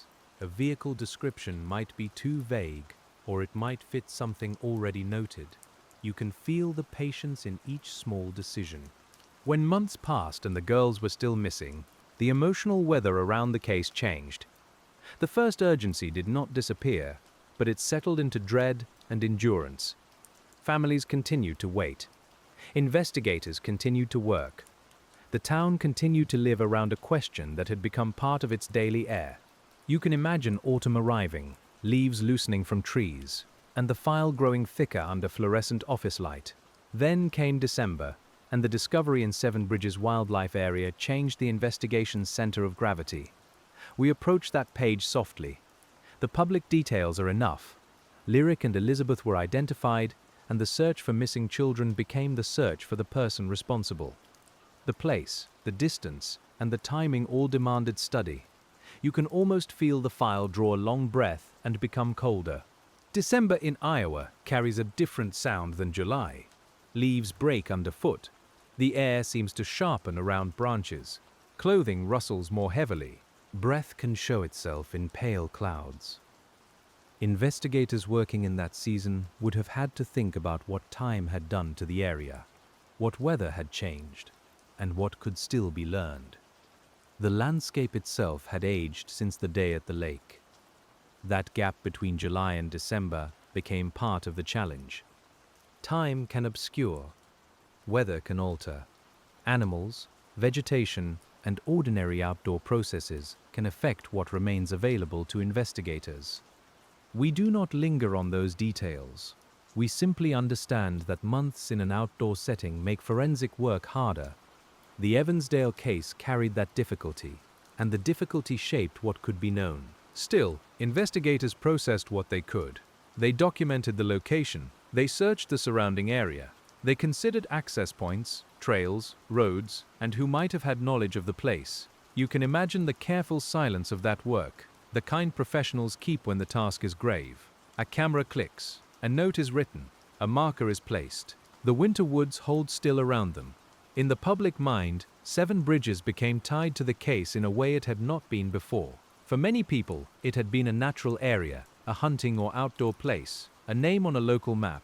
After December, it carried another meaning. Places can change like that in memory, even when the physical ground remains the same. You hold that gently, because communities have to continue living among places that carry difficult histories. The Evansdale case then entered a long phase where investigators had locations, dates, and evidence, but not the public answer. This is the phase many people misunderstand. From the outside, it can look like a pause. From the inside, it is often a painstaking expansion.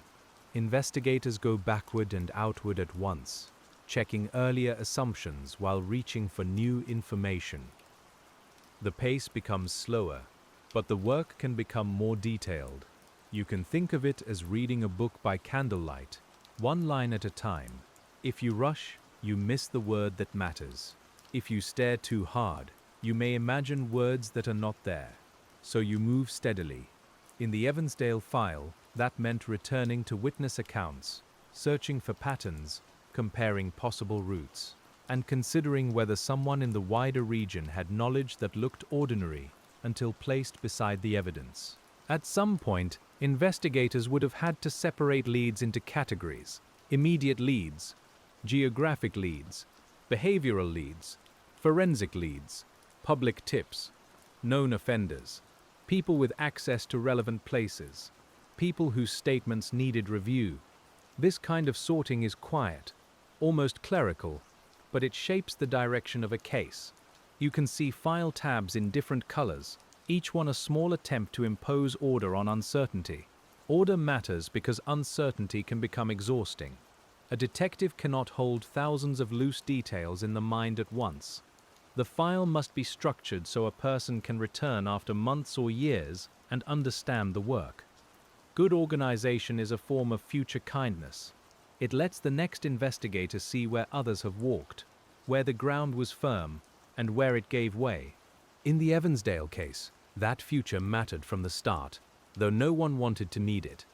Every careful report written in 2012 could help someone in 2022. Every evidence label, every interview summary, every map note could become part of a later review. You feel the long arc of that responsibility, and it makes even the plainest paperwork seem less plain. The 10th anniversary brought that arc into public view. 10 years is a number people understand emotionally, even though we are saying it here as words. It marks childhood into adolescence, a town's memory into history, and an investigation into cold case territory. In Evansdale, the 10th year did not close the file. It reminded people that the file was still open, still waiting for the right information to arrive. You can imagine an anniversary appeal being prepared. Officials review what can be said and what must remain withheld. Families decide what they are able to share. Reporters gather background. Photographs are chosen again. The air around such events is tender and restrained, because everyone knows the purpose is not spectacle. The purpose is to reach one person, somewhere, who may have kept a detail too long. Public appeals often speak directly to that person. They may say, your information may be important. They may say, relationships change over time. They may say, loyalties from years ago do not have to hold forever. In a case like Evansdale, those words carry particular weight. They acknowledge that truth sometimes waits inside human circumstances, not because it wants to hide, but because people are complicated. You, as the quiet detective tonight, can sit with that complication. A person may know something and fear the consequences of speaking. A person may have been young when they heard something. A person may have dismissed a troubling detail because they loved or depended on someone. Years later, the balance may shift. The file remains open partly for that reason. It waits for people to become able. The sensory world of waiting is ordinary. A phone on a desk, a message inbox, a notepad beside a keyboard, a detective checking the tip line after lunch, a family member seeing an unknown number and feeling the body tense before answering. These are not cinematic moments. They are small, repeated human events, and they are part of how long cases continue. There is also the waiting of evidence itself. Evidence sits in controlled storage, labeled and tracked. It does not age emotionally, but it ages physically, and that is why preservation matters. Temperature, packaging, handling, and documentation all protect future possibility. In the Evansdale case, as in any major investigation, the care given to evidence in the beginning could determine what remains possible years later. You can picture an evidence room with shelves arranged in rows. The air is cool and dry. A log records each movement. Gloves are worn. Packages are opened only under proper conditions. The work is quiet and exact. Someone unfamiliar with cold cases might think the drama lies in discovery, but often it lies in preservation, in keeping something intact long enough for the future to ask a better question. Better questions can come from better tools, but they can also come from experience. A detective who has seen other cases may reread Evansdale differently than they did years before. They may notice a pattern of behavior, a type of location choice, or a missed follow-up that now seems important. Experience does not replace evidence, but it can guide attention toward places where evidence might be found. That is one reason cold case reviews often include fresh eyes.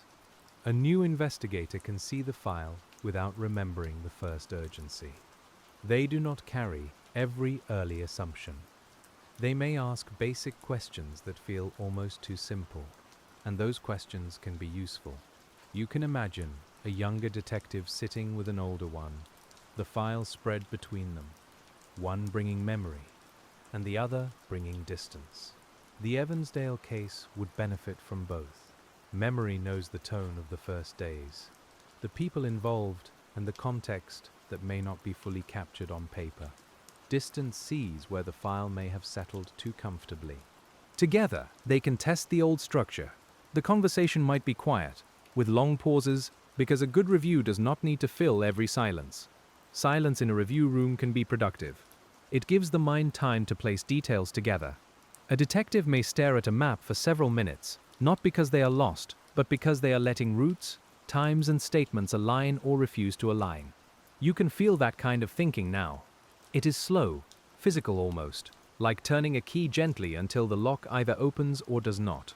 But the Evansdale file has not opened publicly into a solution. That plain fact remains with us. It keeps the script honest. We can discuss the methods, the patience, the re-examinations, and the renewed appeals, but we do not claim the final answer. The case was not publicly solved after 10 years. It was still being held, worked, and remembered, which is a different kind of truth. That truth may be quieter than the title people expect, but it belongs to the real world. Real cold cases do not obey our need for closure. They move when evidence allows them to move. They wait when the missing piece is missing. In Evansdale, the waiting has been public enough to be known, but private enough that much of the work remains behind closed doors. Behind those doors, investigators may have returned to the question of a vehicle. In cases involving movement between locations, vehicles matter because they create possibility. What vehicles were seen near Myers Lake? What vehicles could access 7 bridges? What vehicles belonged to persons of interest? Which descriptions were reliable and which were too vague? You can imagine lists, registrations, witness statements, and maps spread under steady light. A vehicle description can be both useful and frustrating. People remember color imperfectly. Distance changes shape. Sunlight can make one shade look like another. Stress can narrow attention. A person might remember a truck, a van, or a car, and still be unable to provide enough detail to identify it. The investigator's task is to preserve the memory without stretching it beyond what it can support. You sit with that restraint again. It appears everywhere in this case. Do not make the witness more certain than they were. Do not make the map more precise than it is. Do not make the evidence say what the evidence has not said. The Evansdale case asks for care in every direction, because too much certainty can be as harmful as too little attention. The same is true of suspect discussions. Over the years, names may come and go in public conversation, but a name is not a case. A charge requires evidence. A conviction requires proof beyond a reasonable doubt. Investigators know this, and families know it painfully well. It is possible to feel that someone deserves scrutiny and still lack the evidence needed to move forward. That space is one of the hardest in law enforcement. In the quiet of the file room, that space does not become easier. A detective may have a person they want to understand better. They may review associates, movements, old addresses, employment, criminal history, and statements. They may interview people who knew that person. They may find troubling details and still not find a legal bridge to the case. The bridge must be built from facts, not from discomfort. You can almost hear the detective exhale when a lead fails. It is not theatrical. It is tired. The chair creaks slightly. A note is added. A folder is moved. The case remains. Then the detective turns to the next lead, because the work cannot end at disappointment. In Evansdale, disappointment has likely been endured many times, and endurance is part of the investigation's quiet history. The families endured a different kind of disappointment, one that came with each day no arrest was announced. They may have learned to hear official caution in a certain way, not as lack of care, but as the language of a system that cannot promise what it does not yet have. Still, hearing it must have been hard. You let that hardness remain. Compassion does not require smoothing every edge. There are edges in old cases that no soft voice can remove. Birthdays pass. Children in photographs stay young. Investigators retire. New officers learn the file. Reporters move on to other assignments. Technology changes. The town changes. And yet the central question stays almost exactly where it was. Who was responsible for what happened to Lyric and Elizabeth after they left home that day? That question has to be asked without turning the girls into the question itself. They were more than the mystery. Their families knew them as living children, not case names. Lyric and Elizabeth had voices, habits, preferences, and ordinary days that were not defined by the file. We remember that gently, because true crime retellings can forget it if they become too focused on the puzzle. In this quiet study, we keep them human by keeping the tone human. No harsh images, no dramatic framing, only the patient facts of the investigation and the soft acknowledgement that two families lost the everyday future they expected. The Evansdale case is about detective work, but detective work begins because people matter. That is the small lamp at the center of the room. When the next folder opens, it may contain records of neighborhood canvassing. Canvassing is one of the most basic and important parts of an investigation. Officers knock on doors, ask who was home, who saw what, who heard what, and whether anyone has cameras, receipts, or other records. In 2012, doorbell cameras were not as common as they would later become, so the work depended more heavily on human memory and available local surveillance. You can imagine the knock on a door in summer heat. The pause behind the door, a face appearing, concerned and uncertain. The officer introduces themselves, asks about the day, and writes down details that may feel painfully ordinary. Was anyone visiting? Did you see the girls? Did you notice a vehicle near the lake? Did anything seem unusual? The questions are simple, because simple questions often open the most useful doors. Some doors lead nowhere. Some lead to another name. Some lead to a memory that needs checking. Every answer becomes part of the larger canvas. You can see the grid forming slowly, house by house, business by business, person by person. The Evansdale investigation had to turn a living community into a temporary map of observations, without forgetting that each observation came from a person under stress. A canvas can also reveal absence. Someone who is usually home was away. A vehicle usually parked somewhere was not. A dog that usually barked did not, or did. These details may matter or may not, But investigators collect them because the pattern is not visible at the beginning. You feel the humility again. At first, no one knows which small fact will later stand near the center. The early public search likely produced many objects that had to be assessed. Items found near roads, in fields, or by water. Clothing, bags, debris, ordinary litter. Each one might trigger a response, because volunteers and officers cannot assume too quickly. You can imagine evidence technicians receiving reports, checking items, and determining whether they relate to the case.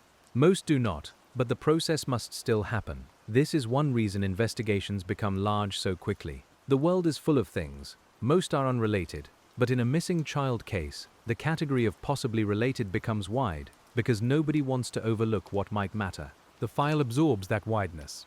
It grows not only from answers, but from checked non-answers. In Evansdale, those non-answers may fill more pages than the public will ever know. You sit with those pages kindly. They are not wasted. They are proof of effort.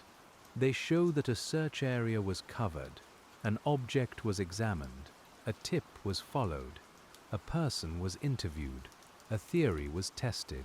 A long case is partly made of such quiet closures, small doors shut carefully so the investigators can keep moving toward the doors that remain open. But some doors do remain open for years. A statement that could not be fully checked. A person who moved away. A vehicle that was never identified. A lead from someone unwilling to give a name. A forensic possibility waiting on technology. In the Evansdale case, those open doors are the reason the file still has a future. You can feel them down the hallway, not threatening, just waiting. The metaphor of a hallway belongs to old investigations. Some rooms are bright and complete. Others are dim. Some are locked because evidence is missing. Some are empty when opened. The detective walks slowly, carrying the file, trying each door with care. You tonight walk beside them, feeling the polished floor underfoot, and hearing the soft echo of measured steps. The Evansdale case also reminds us that public knowledge is only a portion of investigative knowledge. This can frustrate listeners who want every detail, but it protects the case. Certain facts may be held back to assess confessions, tips or statements from potential suspects. If everything is public, false information can sound more credible. Withheld details allow investigators to test whether someone truly knows something. That secrecy has to be balanced with public need. Families need communication. Communities need reassurance. The public needs enough information to help. Investigators must decide what to release and what to keep. You can imagine those discussions, careful and sometimes difficult, because every choice has consequences. In Evansdale, as in other open cases, the silence around certain details may be purposeful. Purposeful silence feels different from neglect, though the outside world cannot always tell them apart. That uncertainty can make people restless. They may ask why more is not being said, why more is not being done, why an arrest has not come. These questions are understandable, but the answer may be that the file is being protected for the day when one detail can be used in court. Court is the distant room every homicide investigation must keep in mind. Evidence is not collected only to satisfy curiosity. It is collected to stand under scrutiny. A witness statement may be challenged. A timeline may be tested. A forensic result may be questioned. A case must be built to survive that testing, or it may fail at the moment when families most need it to hold. So the Evansdale investigators have had to think not only like searchers, but like future witnesses to their own work. Did they document properly? Did they preserve properly? Did they avoid contamination? Did they follow leads without creating tunnel vision? Did they keep the file clear enough for prosecutors to understand? These questions may sound technical, but they are part of the moral shape of the work. You can feel how that moral shape differs from a mystery story. A mystery story wants an ending. An investigation wants truth that can be proven. Those are not always the same pace, and they do not always arrive together. The Evansdale case asks the listener to accept that difference, even while the heart continues wishing the answer had come sooner. As the years continued, anniversaries became markers not only of loss, but of renewed appeal. The date itself, the 13th of July, returned each year with summer heat, green trees, and the memory of bicycles near a lake. You can imagine the way a date can change the air for a family. Other people may see an ordinary day. They feel the whole file opening again. The 5th of December would carry another kind of memory. Colder air, bare trees, the knowledge that the search changed then. Dates like these become private landmarks, even when they are publicly known. They do not need ceremony to be powerful. They arrive whether anyone invites them or not, and the people closest to the case must live through them again. For investigators, those dates can be opportunities to speak publicly, because attention naturally returns. A media story may reach someone new. A person who has stayed silent may hear the family's voice again and reconsider. A lead may come in not because new evidence appeared, but because memory was stirred at the right moment. The Evansdale case has depended, in part, on keeping those windows open. You can imagine a person sitting in a parked car, listening to an anniversary report on the radio. The dashboard is warm from the sun. The voice on the radio says Evansdale, Lyric, Elizabeth Myers Lake. The person grips the steering wheel and remembers something they have never reported.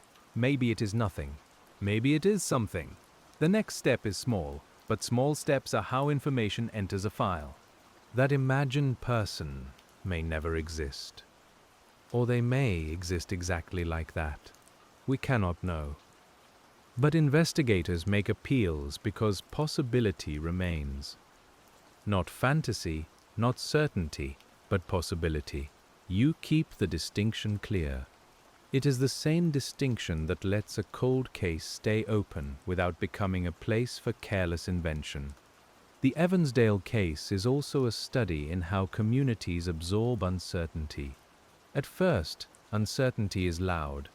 People talk in stores, in parking lots, at kitchen tables, in church halls, and online. Over time, the volume lowers, but the uncertainty remains. It becomes part of local history, a question older residents remember and younger residents inherit. You can feel that slow settling, like dust on a windowsill after a room has gone quiet. Settled does not mean gone. It means the question has found a place to rest while still waiting. In Evansdale, the case rests in family memory, in law enforcement files, in public appeals, and in the minds of people who followed the investigation from afar. It rests near the lake and along the routes people imagine between locations. It rests in the names of the girls, spoken carefully. When you tonight reread the file beside the lamp, you participate in that careful memory, not by solving it, not by dramatizing it, only by holding the facts without turning away. There is a quiet discipline in looking at an unresolved case without demanding that it entertain you. The file deserves that discipline. The families deserve that restraint. Another page brings you to the idea of offender knowledge, a phrase investigators sometimes use in different ways. It can mean knowledge of a place, knowledge of routines, knowledge of investigative details, or knowledge revealed through behavior. In Evansdale, questions of knowledge appear again and again. Who knew Myers Lake? Who knew Seven Bridges? Who knew the girls' movements? Who knew enough to leave so few public answers?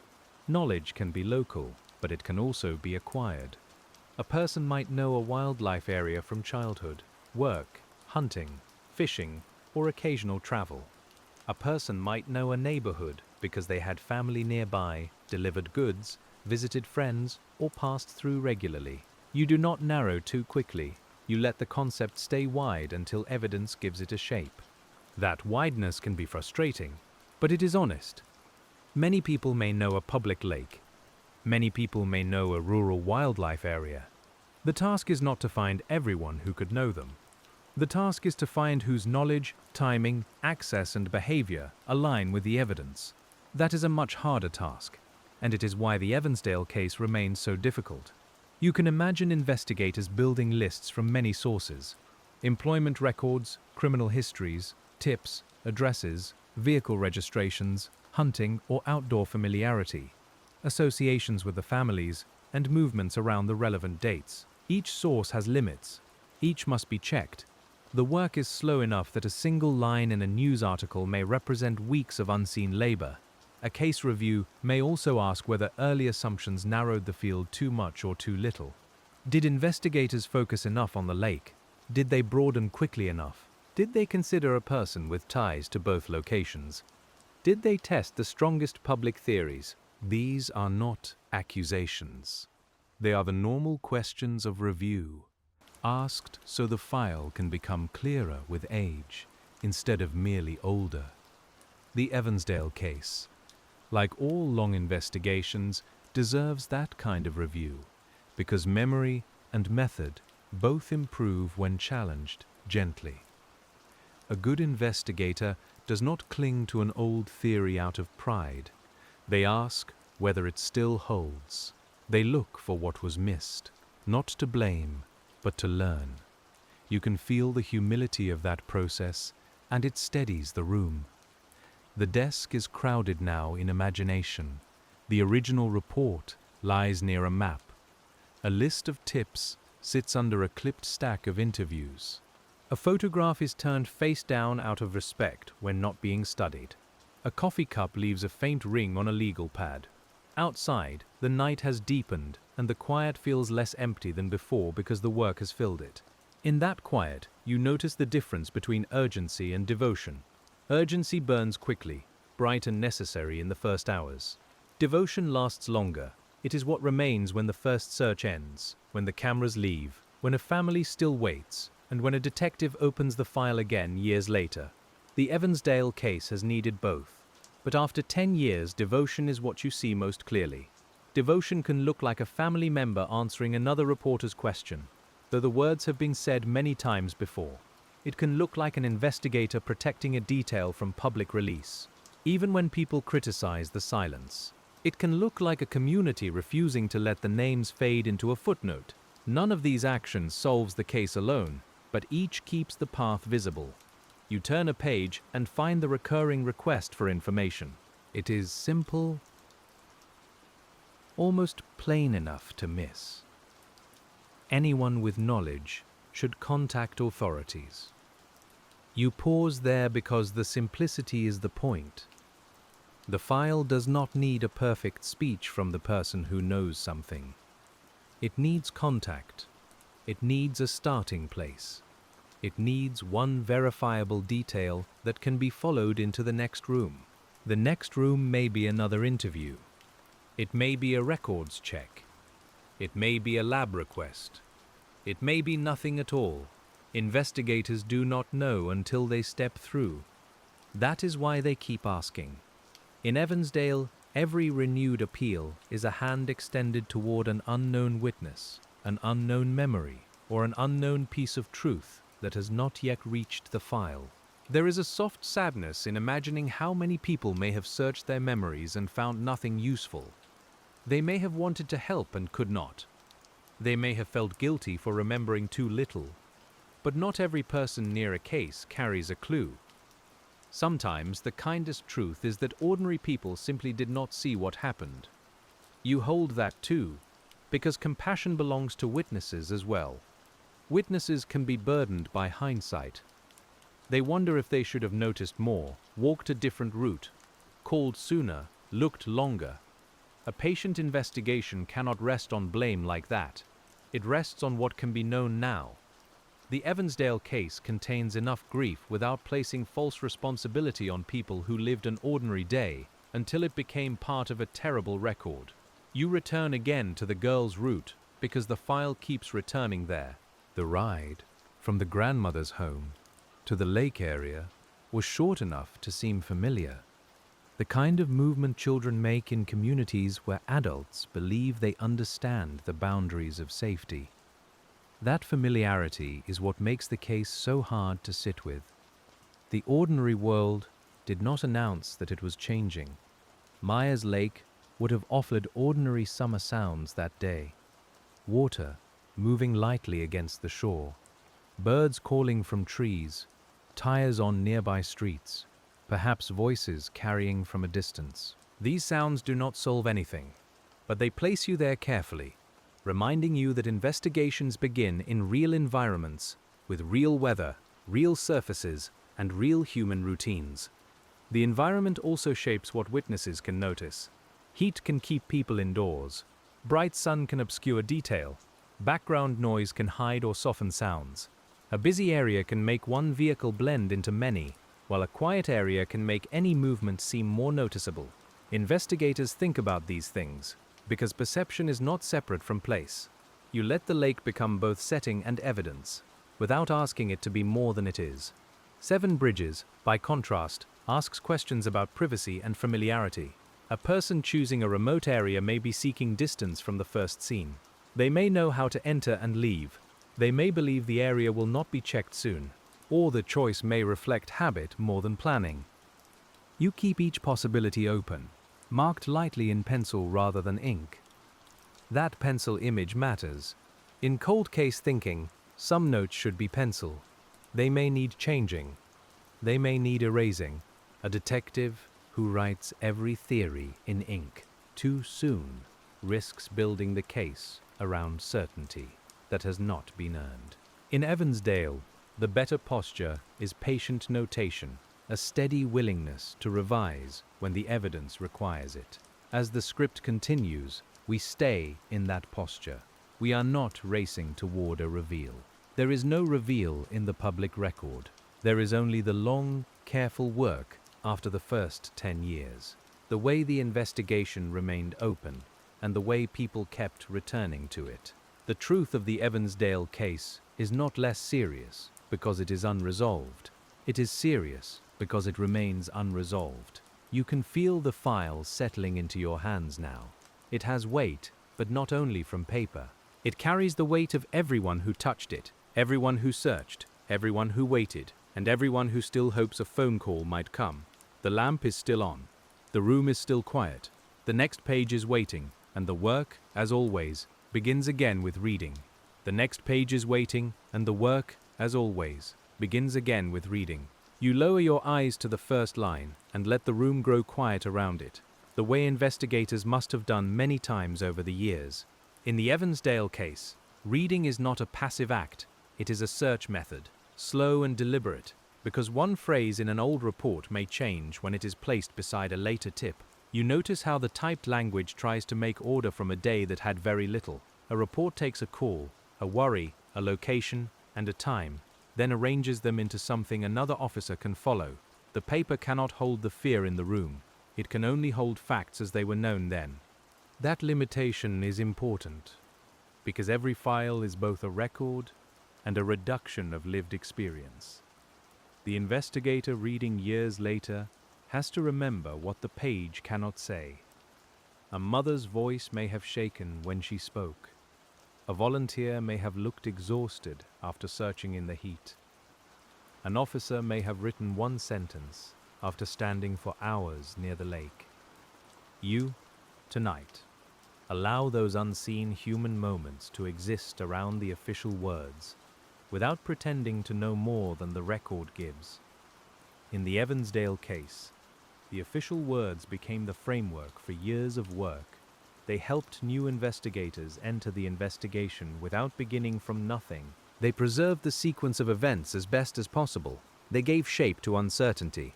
And as you turn another page, you understand why clear documentation matters so deeply. A cold case can only be revisited if the past was written down with enough care to be trusted.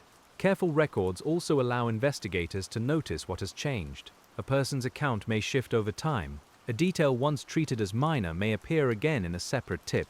A route that seemed unlikely may make more sense after reviewing construction, traffic, or local habits from that year. You can feel the investigation stretching across time, using the past and present together, the way a hand uses both touch and memory to find a familiar object in the dark. The Evansdale case required that kind of reaching. It was never only a matter of what happened near Myers Lake, and it was never only a matter of what was found at Seven Bridges. It was the relationship between those places, those times, those people, and the unknown movement between them. You trace that relationship softly, as if tracing the edge of a photograph, knowing the picture itself remains incomplete. When investigators revisit a case after a decade, they may begin by asking whether every lead was followed as far as it could reasonably go. That question is not a criticism of the first investigators. It is simply the nature of time. New information arrives. Old people become easier to find. Databases improve. Records become digitized. People who were once reluctant may now be willing. You can feel how a file breathes differently when time has opened new doors. One old lead may involve a person who moved away shortly after the case. Another may involve someone who changed their name, sold a vehicle, or was later arrested for something unrelated. These facts do not prove anything by themselves. They only ask whether more review is needed. In the Evansdale case, the discipline is always the same. Notice, check, compare, and do not leap.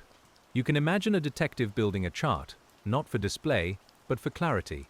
Names in one column, locations in another, known vehicles, employment, connections to Evansdale, connections to Bremer County, interview status, alibi status, follow-up needed. The page looks ordinary, almost like office work in any profession, but each cell represents a question someone had to carry. Some cells may stay blank for years. A blank space can be frustrating because it calls attention to what cannot yet be confirmed. But blank spaces are also honest. They show where the file must not pretend. You sit with those blank spaces tonight, and you let them remain quiet. A blank space is not a failure of imagination. It is a boundary that evidence has not crossed. There is a tactile quality to that boundary. You feel it in the edge of the page, in the folder tab, in the weight of a box that contains many answers to smaller questions and not the largest one. The Evansdale case, after 10 years, held many worked leads, many eliminated paths, and still the central absence. You do not try to fill it. You let the absence be visible. But the work around the absence can still be described. Investigators would have looked at known offenders in the region, at people with relevant histories, at travelers, at local connections, at tips naming specific individuals, and at any possible link between the two locations. Each area of inquiry would require its own checks. You can imagine the file branching outward like winter trees seen through a window, each branch bare enough to show its shape. Known offender reviews are often misunderstood. They are not simply lists of people who seem frightening. They involve records, proximity, opportunity, behavior, and evidence. A person's past may justify scrutiny, but it does not prove involvement in a new case. The investigator must be fair even when the subject is troubling. In the Evansdale investigation, that fairness would be necessary for the case to remain strong and true. Fairness can feel slow. It requires checking alibis, confirming dates, and asking whether suspicion is supported by more than discomfort. It means resisting pressure from public theory when evidence is thin. It means remembering that a wrongful accusation can harm an innocent person and damage a case. You, as the detective tonight, keep that principle close, because patient work is not only about finding the right person, but about not naming the wrong one. Long investigation can attract confessions that are false, vague, or impossible. People sometimes insert themselves into public cases for reasons that are difficult to understand.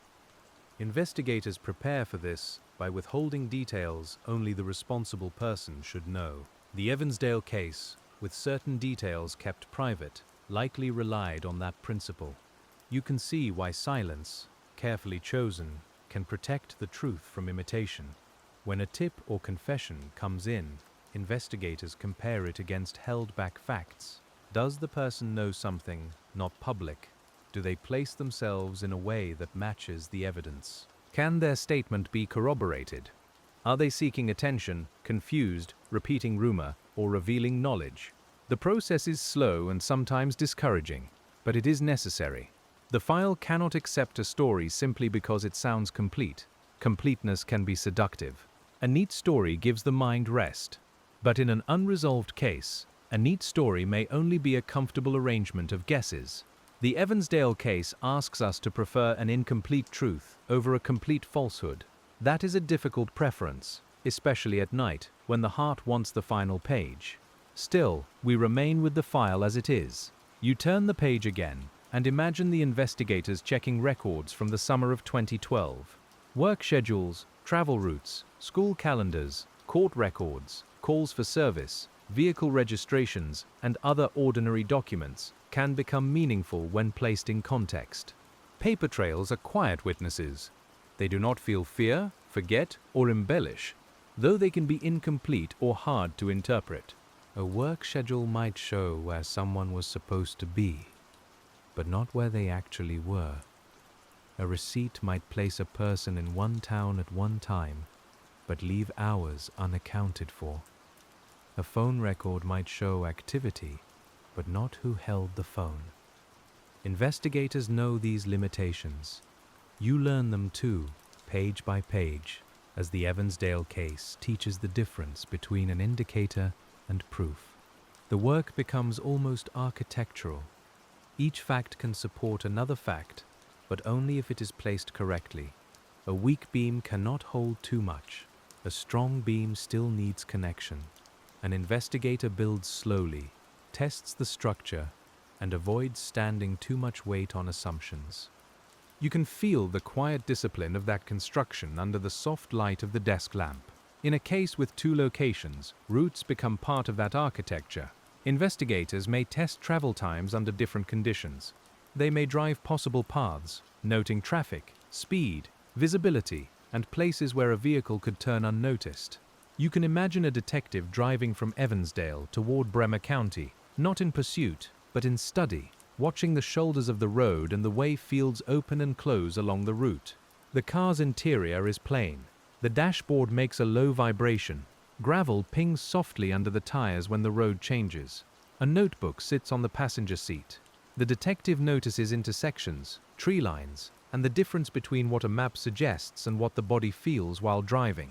In long investigations, those physical impressions can help investigators ask better questions. Maybe a route seems too exposed at 1 hour, but quiet at another. Maybe a road is familiar only to locals. Maybe a wildlife area has more access points than a simple map suggests. These observations do not solve the Evansdale case, but they refine the field of thought. They keep the investigation grounded in real movement rather than abstract distance. Grounding is one of the most important habits in patient casework. Return to the road. Return to the clock. Return to the object. Return to the witness's exact words. The mind drifts easily toward theory, especially when answers are absent. Grounding brings it back. You can feel your own breathing slow as the file becomes less like a puzzle and more like a place. The Evansdale case also asks investigators to think about risk. Whoever was responsible took risks, though the nature of those risks remains part of the unknown.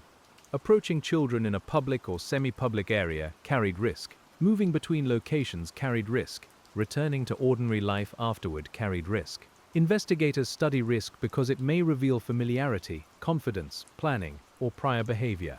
But risk can be deceptive. Some people take risks because they plan carefully. Others take risks because they are impulsive. Some avoid detection through knowledge, others through luck. A case cannot assume too much from risk alone. You let that uncertainty remain. It is another pencil note, another small mark on the edge of a page.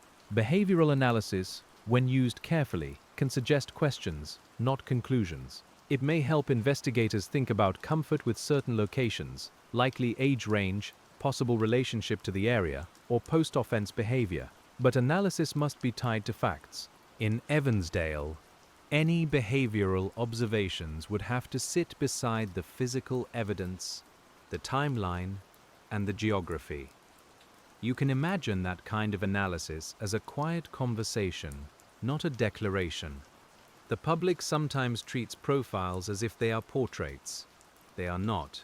They are more like shaded outlines, useful only when investigators remember how uncertain the edges are. A profile can help prioritize leads, but it cannot stand in for evidence. You keep that distinction clear because the Evansdale case deserves no shortcuts. As the years went on, families and supporters continued keeping the case visible. Visibility matters because attention can bring new information, but it must be handled with care. Too much attention in the wrong form can turn the case into rumor. The better kind of attention repeats the confirmed facts, shares official contact paths, and speaks of Lyric and Elizabeth with respect. You feel the difference in tone immediately.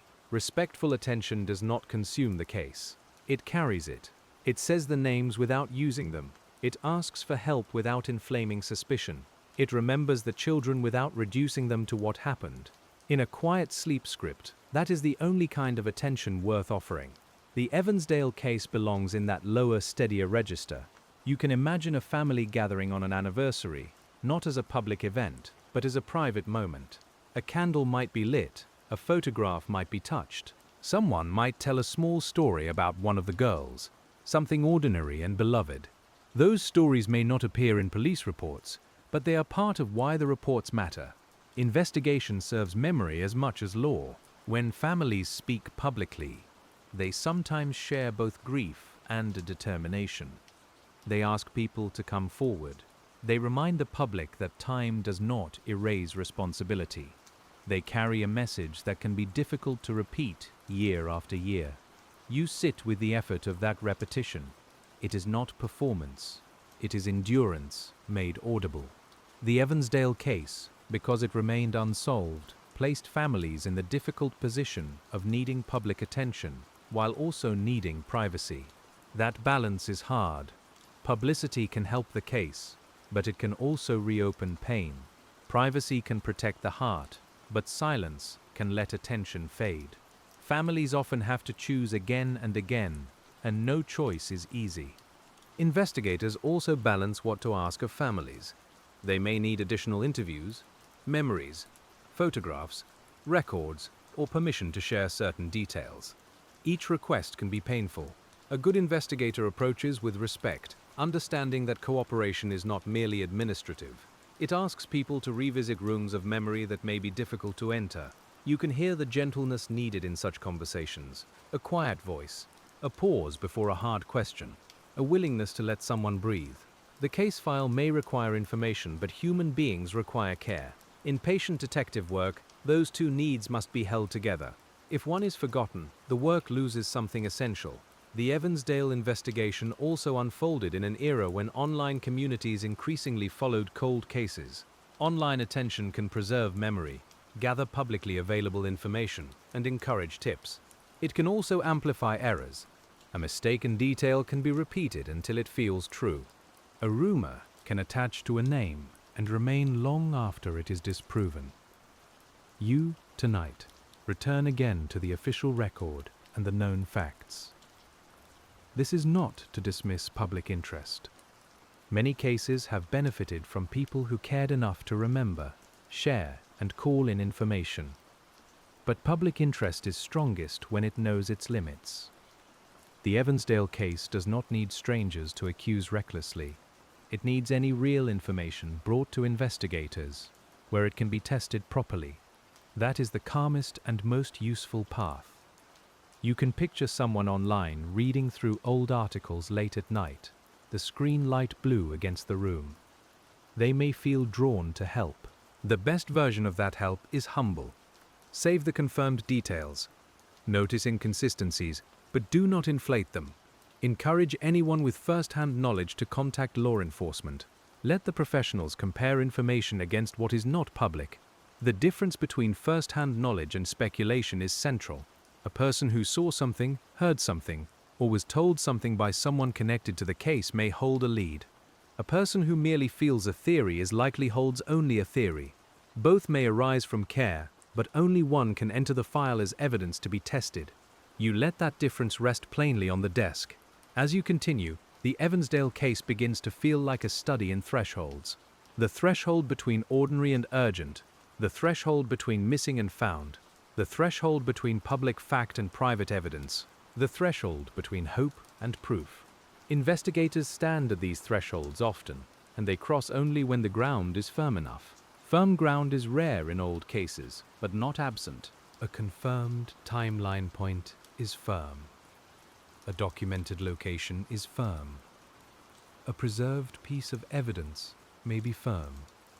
A corroborated statement can become firm. You feel the detective's task as a search for firmness, for places where the foot can rest without sinking. Everything else must be marked accordingly. The Evansdale case has several firm public points and many unknowns around them. It is tempting to resent that ratio, but it is part of the case's reality. The unknowns are not blank because no one cared. They are blank because the evidence, at least publicly, has not filled them. That distinction matters. It honors the work without pretending the answer arrived. When the 10th year passed, the investigation had become part of a larger national conversation about cold cases and the value of persistence. Other cases had been solved after decades, sometimes through DNA, sometimes through renewed witness cooperation. Those examples create hope, but they do not create certainty for any one file. You carry hope lightly, like a small lamp, not like a guarantee. Hope can be practical. It can motivate evidence preservation. It can support funding. It can keep public memory alive. It can encourage a witness to speak. But hope must be paired with method. In Evansdale, the method remains the same after 10 years as it was at the beginning, only broader and more experienced. Gather, check, preserve, compare, ask again. You can hear that rhythm almost like breathing. Gather, check, preserve, compare, ask again. You can hear that rhythm almost like breathing. Gather, check, preserve, compare, ask again. It is not a chant, and it is not dramatic. It is the daily rhythm of an investigation that has not been allowed to fall completely still.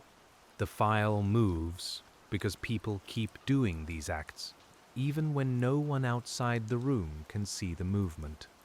A cold case review may also examine whether evidence could be submitted to newer labs or reviewed by specialists.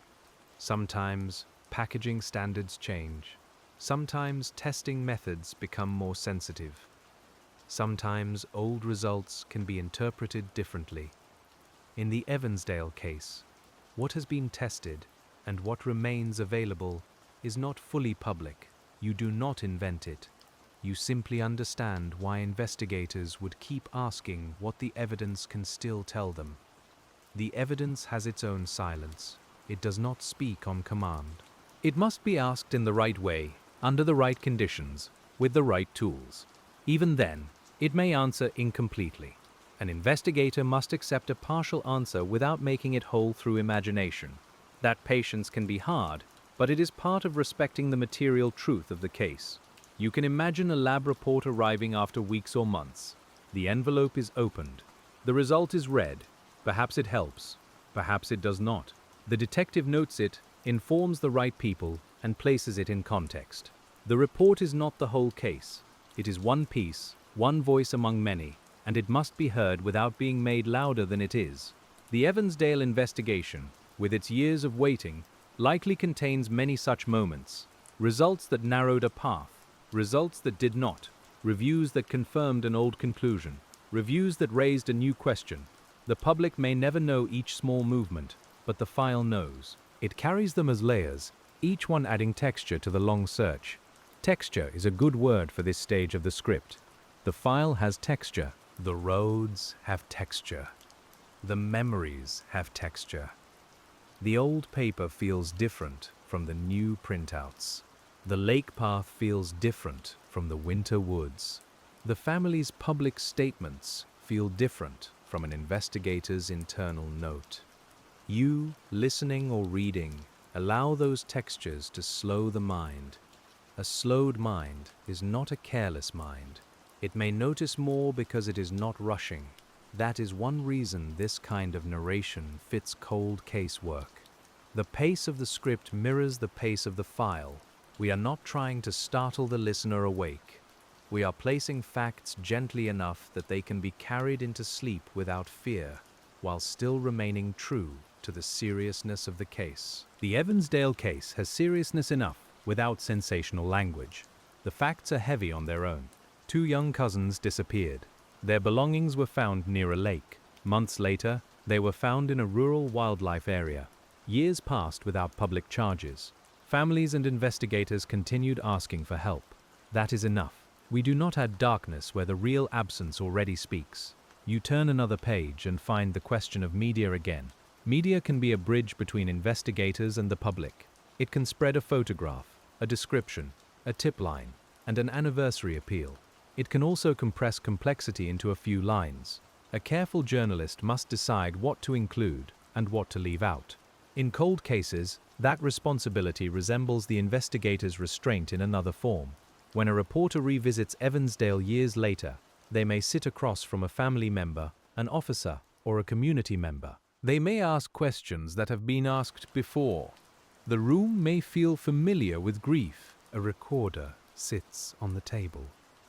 The air holds the soft pressure of wanting to do justice to the story without reopening it carelessly. The best reporting, like the best investigation, listens more than it performs. Public memory often depends on such reporting.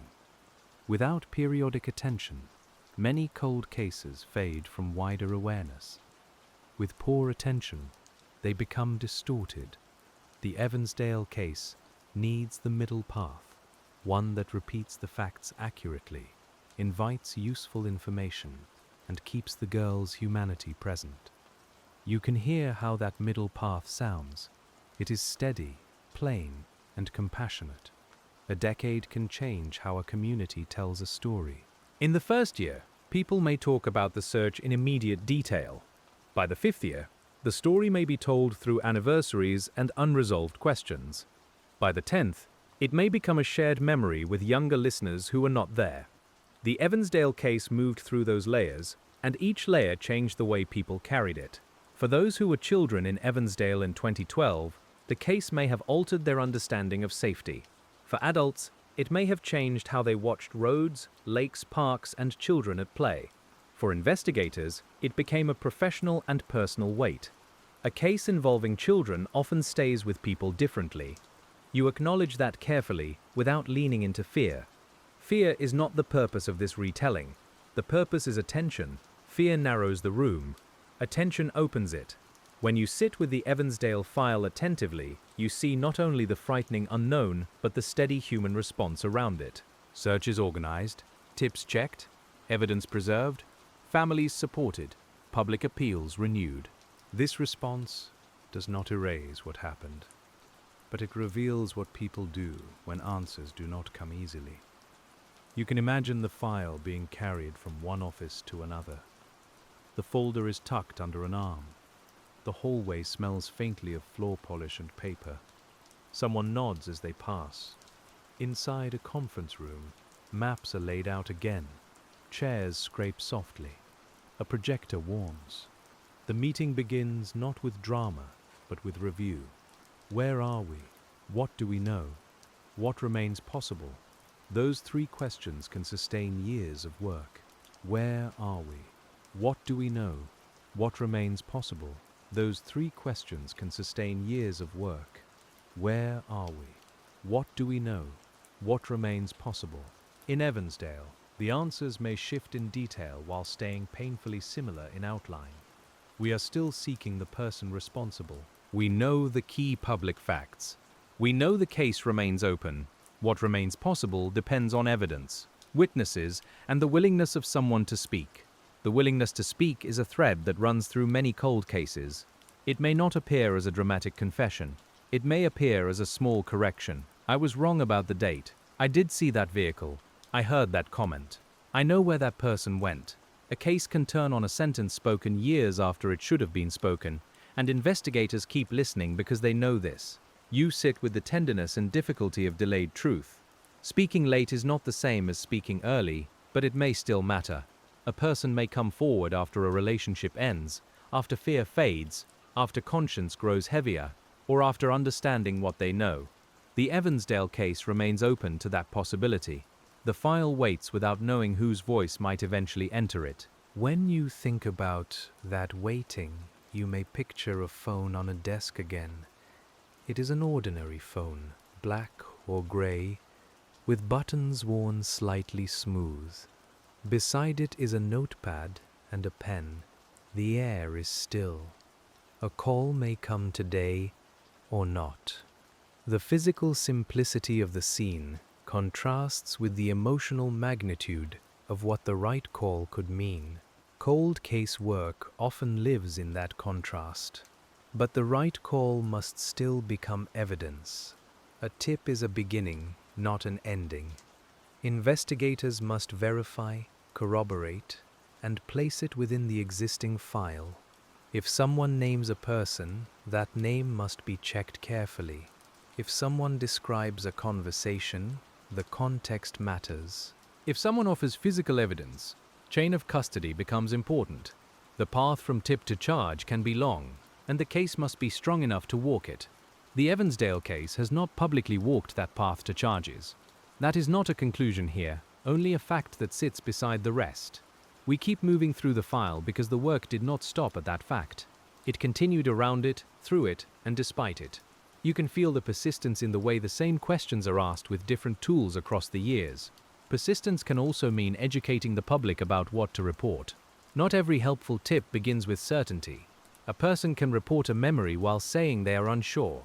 Investigators would rather decide relevance themselves than have a witness withhold something because it seems incomplete. You can hear the gentle invitation in that idea. If it is real and first-hand, let it be offered. The file can decide where it belongs.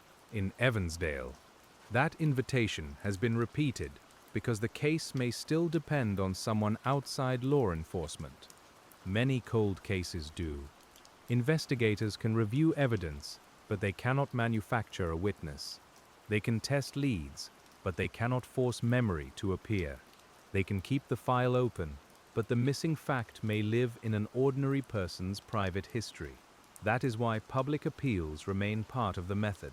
You might imagine someone cleaning out a garage years later and finding an old calendar, receipt, photograph, or note that fixes a date. Most old papers are meaningless to a case.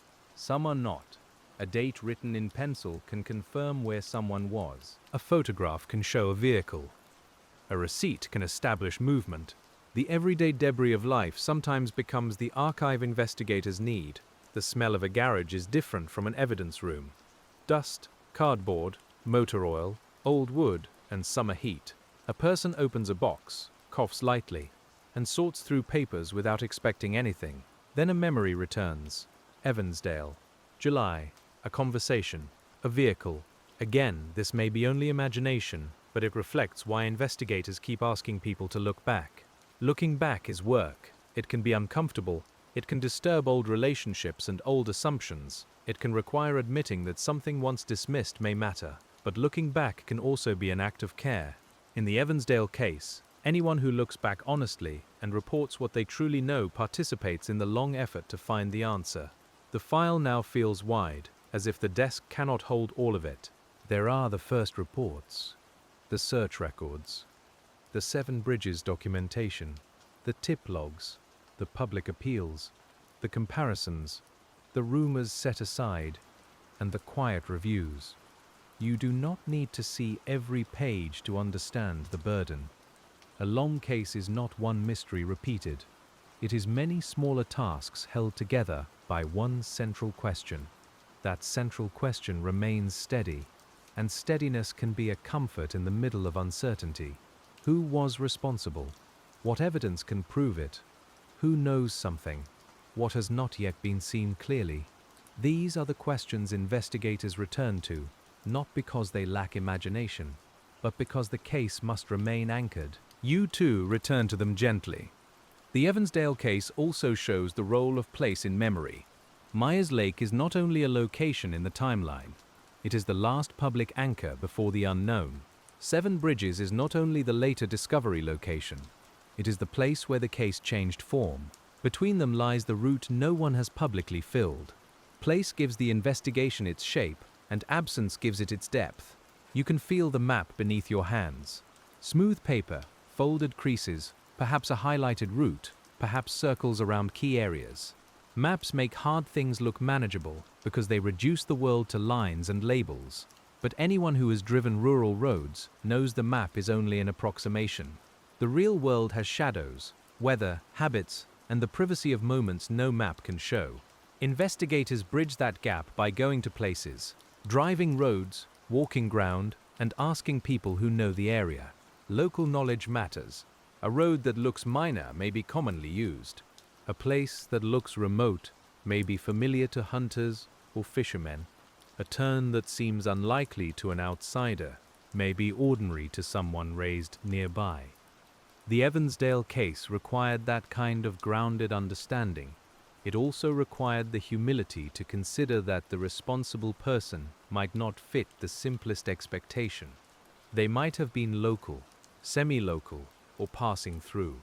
They might have known one area better than the other. They might have chosen places for reasons investigators have not publicly revealed. A careful file does not close too soon around one imagined figure. It keeps testing. Testing is the action word beneath the calm surface. Test the alibi, test the timeline, test the route, test the statement, test the evidence, test the theory against what is known. In Evansdale, testing has gone on for years, and the absence of public charges means either the right test has not yet found the person, or the file has not yet gathered enough proof to move forward. That distinction is difficult, but important. The responsible person may be known to investigators, but not provable in court. Or they may not be known. Or they may be among many reviewed names, with no one yet supported by sufficient evidence. The public cannot know which is true. You hold all three possibilities without choosing one, because choosing would be speculation. The lamp beside you gives off a steady glow. It does not solve the file, but it allows you to read the next page. That is enough for this part of the night. The desk is quiet. The old paper smells faintly dry. The words Evansdale, Lyric, Elizabeth, Myers Lake, and Seven Bridges appear again, and each time they bring you back to the same patient posture. A patient posture can feel almost like prayer, though the work itself remains practical. Read carefully. Speak gently. Preserve what matters. Do not exaggerate. Do not forget. In the Evansdale case, these acts are small compared with the answer everyone wants, but they are not empty. They are the way an open case is carried when the answer has not yet arrived. You turn to another set of pages, perhaps a batch of old tips printed from a database. Some are brief, some are long, some are difficult to pass. A person mentions a car, another mentions a name, another repeats something heard from someone else. The investigator has to separate first-hand observation from rumor. You can hear the quiet tapping of keys as each entry is coded, assigned, and followed where possible. A rumor may contain a seed of truth, but it may also be only rumor. The work is to find out which, without giving the rumor more dignity than it deserves. That can take time. A name in a rumor may require an interview. An interview may lead to records. Records may show nothing. Then the file marks the lead accordingly, not with drama, but with a note that the work was done. In this way, the investigation becomes a history of attempts. Attempts to locate, attempts to verify, attempts to match, attempts to understand. Some attempts bring the case closer, others only confirm where not to go. You can feel why a cold case file becomes so large. It contains not only the path forward, but the many paths that had to be walked and found empty. Empty paths can still teach. They may show that a popular theory does not hold. They may protect someone from false suspicion. They may help investigators focus limited time on stronger leads. The Evansdale case, like any long case, needs that discipline. Without it, the file would become a cloud. With it, the file remains a map, even if some regions are still blank. You breathe slowly and continue. The next report may be from another agency, written in slightly different style. The margins look different. The font changes.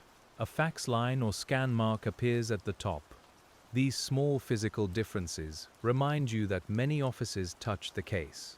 The investigation was not one person alone in a room, but many people contributing pieces to a shared responsibility. Shared responsibility can be difficult to manage. Agencies must communicate clearly. Information must be documented. Leads must not be duplicated unnecessarily or lost between offices. A cold case review may reveal where communication was strong and where follow-up needs refreshing. You can imagine investigators making calls not to discover something new, but to confirm that old information was understood correctly. Confirming old information can feel slow, but it prevents mistakes. A name misspelled in one report can hide a record. A date entered incorrectly can distort a timeline. A location described loosely can send attention in the wrong direction. The Evansdale case, after years, would require careful attention to such small administrative details. In detective work, small errors can cast long shadows. That is why rereading matters. Not scanning, not assuming, but rereading. You may find that a witness said east when everyone remembered west, or that a vehicle was seen before the bikes were found, not after. You may find nothing new at all. Still, the act is valuable. It reacquaints the investigator with the evidence, and it lets the file speak in its own exact language. The Evansdale file's exact language includes dates that must be spoken plainly. The 13th of July, 2012. The 5th of December, 2012. The 10th anniversary in 2022. These dates hold the frame of the public story. Between and beyond them are countless private dates, known to families and investigators, when a lead came, a test returned, or a conversation changed the emotional weather of the case. Private dates do not become less important because the public does not know them. A family may remember the day an officer called with no answer, only an update. An investigator may remember the day a promising lead fell apart. A searcher may remember the day they walked a field and found nothing, but could not stop thinking about it. The case lives in those smaller calendars too.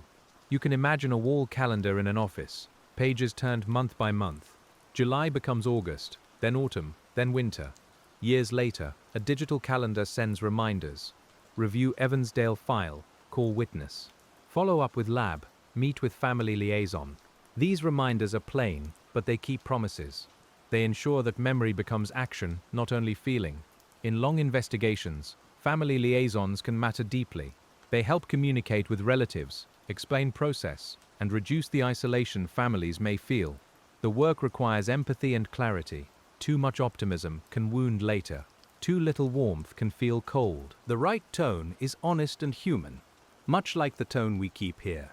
The Evansdale case needed that kind of communication across many years. You can hear a liaison's voice on the phone, calm and careful. There may be no major update, but there is still contact. The family hears that the case is active, that a lead was reviewed, that investigators remain available. Such calls cannot replace answers, but they can prevent silence from feeling like abandonment. In cold cases, communication itself becomes part of care. The listener tonight may feel the file growing softer, even as the subject remains heavy. That softness is not denial. It is the result of handling the facts without sharp edges. We are not turning away from the Evansdale case.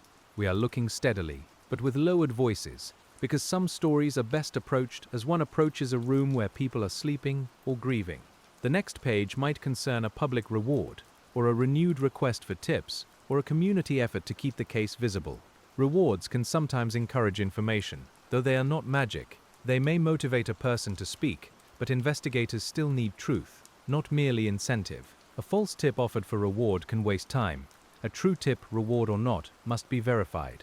Verification returns again, as it always does. The word is almost a hinge in this script. Every door swings on it. A name becomes useful when verified. A route becomes meaningful when verified. A memory becomes stronger when corroborated. In the Evansdale case, the long wait shows how much information can exist without enough verification to close the distance to a charge. You can feel the weight of that legal distance. Public suspicion may stand on one side and a prosecutable case on the other. Between them lies evidence. The bridge has to be built carefully, or it will not hold. Families may see the far side and ache to cross. Investigators may ache too, but the bridge cannot be wished into place. A prosecutor reviewing a potential case would ask hard questions. What can we prove? What will the defense challenge? Which witnesses are reliable? What evidence connects this person directly? What alternative explanations exist? These questions are not obstacles to justice. They are part of making justice durable. You sit with their seriousness as the file lies open.